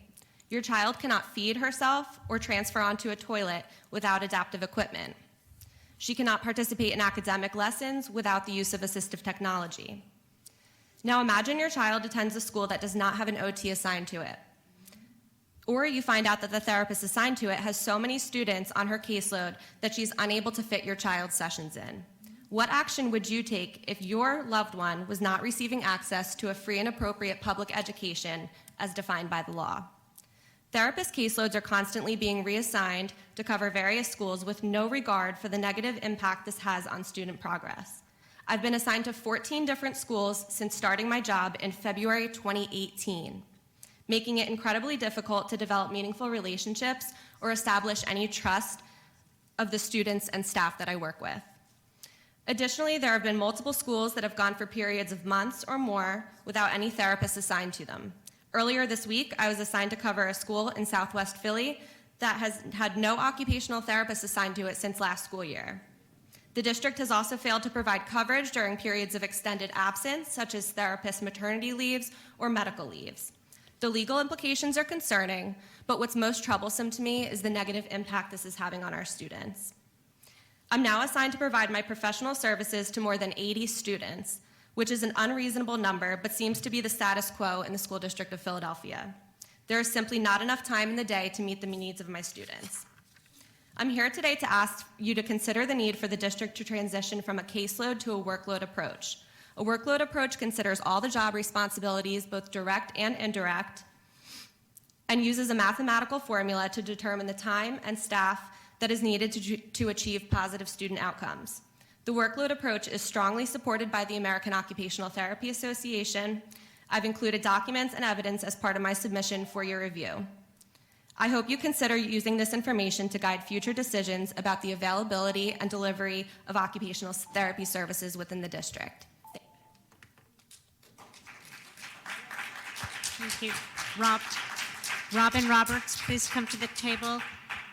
And I'm going to call the next group of speakers to please come to the front. Antoine Little, Amy Gaines, and Zededra Williams. For the past 2 years, Parents United for Public Education has been working tirelessly with the Philly Healthy Schools Initiative. Our focus is to get the district to prioritize the safety of our school facilities and the welfare of our students and staff. We have regular meetings with Ms. Floyd and Mr. Creedon to evaluate how we can work together on our collective goal, which is the safety in Philadelphia school buildings. Our initial advisory committee has been meeting around the issues of lead paint.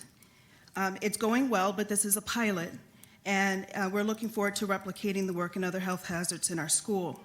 I've included our fact sheet with our 7 planks that kind of guide our work. The district recently released the Environmental Safety Improvement Plan that appears to address the facility issues in many of our buildings, but there are already concerns. The district seems to be playing catch-up, giving attention to things like never events, which is when a teacher or a student is diagnosed with a life-altering disease, or when inspectors and parents make a public fuss and raise serious facility concerns. In regards specifically for asbestos, it was stated that the HERA inspections would be increased and that there would be immediate follow-up. For months, we've been trying to obtain a listing of the schools with the most dire needs of asbestos abatement. It appears that this is a difficult task because the HERA data is qualitative instead of quantitative, so that list can't be made easily. When will the HERA data be available in a quantitative form so that those schools can be prioritized? And where is the data available and accessible to us, the ones who work in or send our children to these buildings? There is a 5-point plan also that the PFT recently released. Is the district willing to work and follow that plan with fidelity? We know that there are schools in worse conditions than the ones that have been highlighted. The people that are using those buildings, their health is at risk too. Dr. Hyde, you said something about see something, say something. Parents, staff, and students are not blind to the state of our buildings. We may or may not have the knowledge about the certain health hazards, but we do the see something. As long as it's in plain sight, because we parents can't go into every classroom, closet, bathroom, or office space where these issues are. We report them, teachers report them, there's a backlog of information, we get no responses, there is a lack of accountability. We absolutely need the school district to work with what was already out there. The PFT has an app that we need everyone to use and participate in this process. Please do not reinvent the wheel in a hotline or an email or a telephone number. We already have this stuff in place. Please use it and publicize it. And we acknowledge and applaud the Environmental Advisory Council that has been highlighted. We are actively looking for people to be a part of this. We really want to work with the district to make sure all of our schools are healthy and safe for everyone that goes in and out. It is clear that they are not, and we need to do better.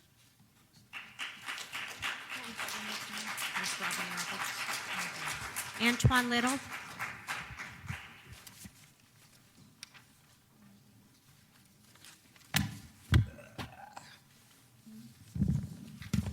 Good evening. I want to first start off by thanking Dr. Byrd, Assistant Superintendent, Ms. Coleman Brown, and Danielle Floyd for stepping into a hostile situation at TM Pierce and dealing with it head up. You know, and they can attest to this. Their first couple meetings were not pleasant meetings. But missing from those meetings were, and Dr. Height, you came to the school the other day and we spoke about this, but Dr. Height was missing the first couple meetings and he apologized for that. But also missing was a representative from this board, Mr. Otis Acme. These are people that the parents needed to hear from when we were going through troubling situations. Earlier this year, I gave testimony when my son was shocked in TM Pierce by a faulty electrical outlet. And I thought that the district had maybe got it. But here we are some months later and we're still having conversations about unsafe schools, about asbestos, about lead. We're still having the same conversations. as the gentleman said a few minutes ago, there is zero confidence in this district, in this board, in Dr. Height, and the leadership of this board. Nothing is said, nothing that will be said will be taken seriously, because the issues that are affecting our public schools today are not being addressed. So the district has an obligation to stand up and be there for our most vulnerable people, our children. We had some questions that that we came up with, and some were asked, but I would like to have them on the record here at the board. We need more transparency for students, for staff, and teachers. There needs to be more transparency, because in the beginning of this process, there were lies being told all over the place. We didn't believe anything that was being said. There needs to be more transparency, because there's still information and records and data that still hasn't been presented, like the person spoke earlier about air quality tests. We have issues and questions about the new facility in terms of communication, in terms of security, the supplies and everything that the teachers need going to this new facility. Will they have the adequate equipment that they need to be able to educate our children properly, even though they're being, moved to a different facility? The guarantee, and this is the most important piece for myself and many of the parents at TM Pierce. When this new school is built, we need a guarantee. And Dr. Height, you addressed it. You said that it would be, but I need to know it from the board. We need a guarantee that every child at TM Pierce will be returning to TM Pierce when that new school is built. We need a guarantee that the staff members that educate our children every day, that care about our children, return to TM Pierce. Because if they don't, we understand how the gentrification process works. And when a new school is erected, there's new everything in the building, and everybody's going to want to come to this school. But the staff at that school, the students in that school suffered. They suffered long enough. And we need to know that our children and our staff will be returning to that school, because if they don't, that will not be accepted, and we will return here.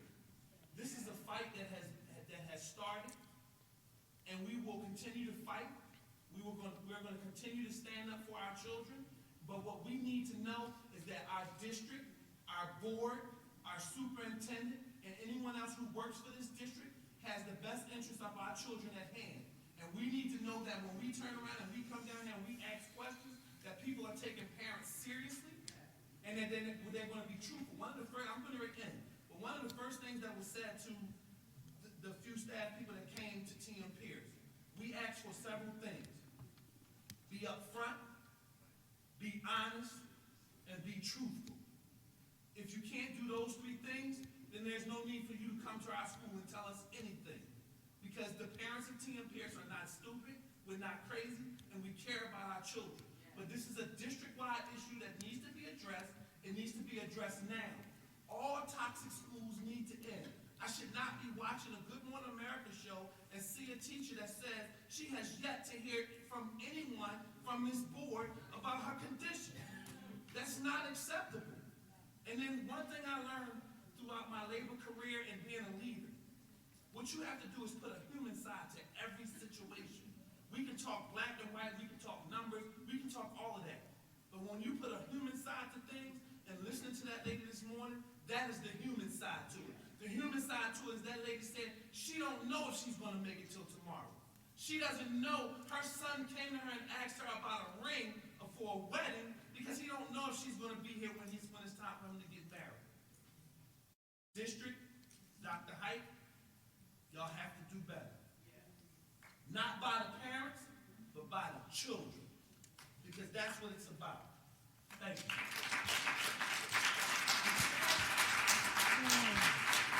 Amy Gaines.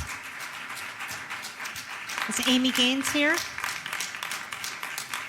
Sededra Williams.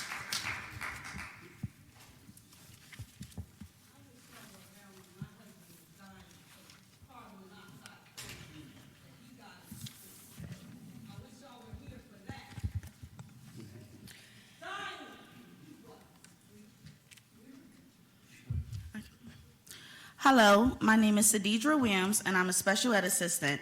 I would like to start off by saying thank you for the opportunity to speak this evening. This evening, I'll be talking about toxic schools and my experience being a paraprofessional in the school district. In my school, we have tiles that are breaking apart, paint is chipping off the walls, and some parts of the building are freezing cold while other parts feel like a sauna. There are children that have severe health conditions. Health conditions such as seizures can be triggered by very cold or hot temperatures. I've witnessed students from a Philadelphia high school wearing jackets, hats, gloves, and scarves in the classrooms because the rooms were so cold. In addition, lead in schools is a high concern for many individuals, and I hope that the district is doing everything possible to make sure it's eliminated out of Philadelphia district schools. According to the Pennsylvania Department of Health, childhood lead poisoning at low levels may make learning difficult, interfere with growth, harm hearing, and delay development. Childhood lead poisoning at high levels may cause comas, convulsions, and even death. I love being a special ed assistant, and the students I work with inspire me to go hard to try and make sure they're in a hazardous-free school each and every day. As a special ed assistant, even though I go hard for my students, I sometimes question if the Board of Education go hard for its staff. Paraprofessionals are not being paid livable wages, paras are not respected, and paras aren't trained or paid properly to do tasks such as tube feedings and other medical tasks. Bilingual counseling assistants need to stop getting translation requests from the Office of Translation and Interpretation at 440. As mentioned in the ParaPower Manifesto, any translation job sent by 440 should be optional and paid as overtime. Also in the Para Manifesto, bilingual counseling assistants need office space to keep educational materials and have confidential meetings with parents. Although this is already part of the current contract, most of the BCAs don't have an appropriate space to work and end up sitting in corridors or in the main office where they are used as administrative staff. Every para in each school should be able to have a locker to secure their personal belongings. Paras should have a yearly allocated amount of money to buy things that our students need to achieve. And as a reminder to all of you, paraprofessionals need a living wage. We need change and we need it now. Thank you.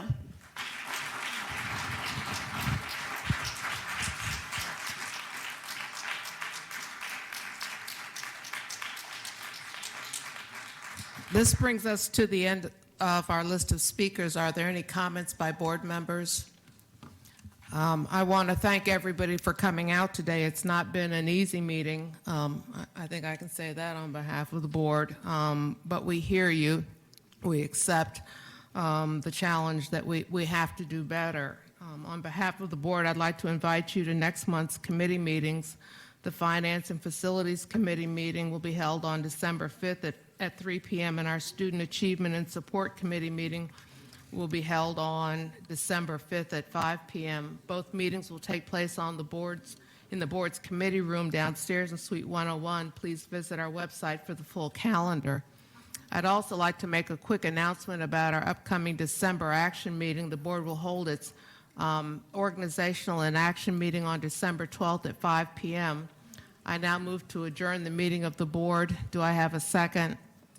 All in favor? Aye. Thank you. The Board of Education meeting is adjourned.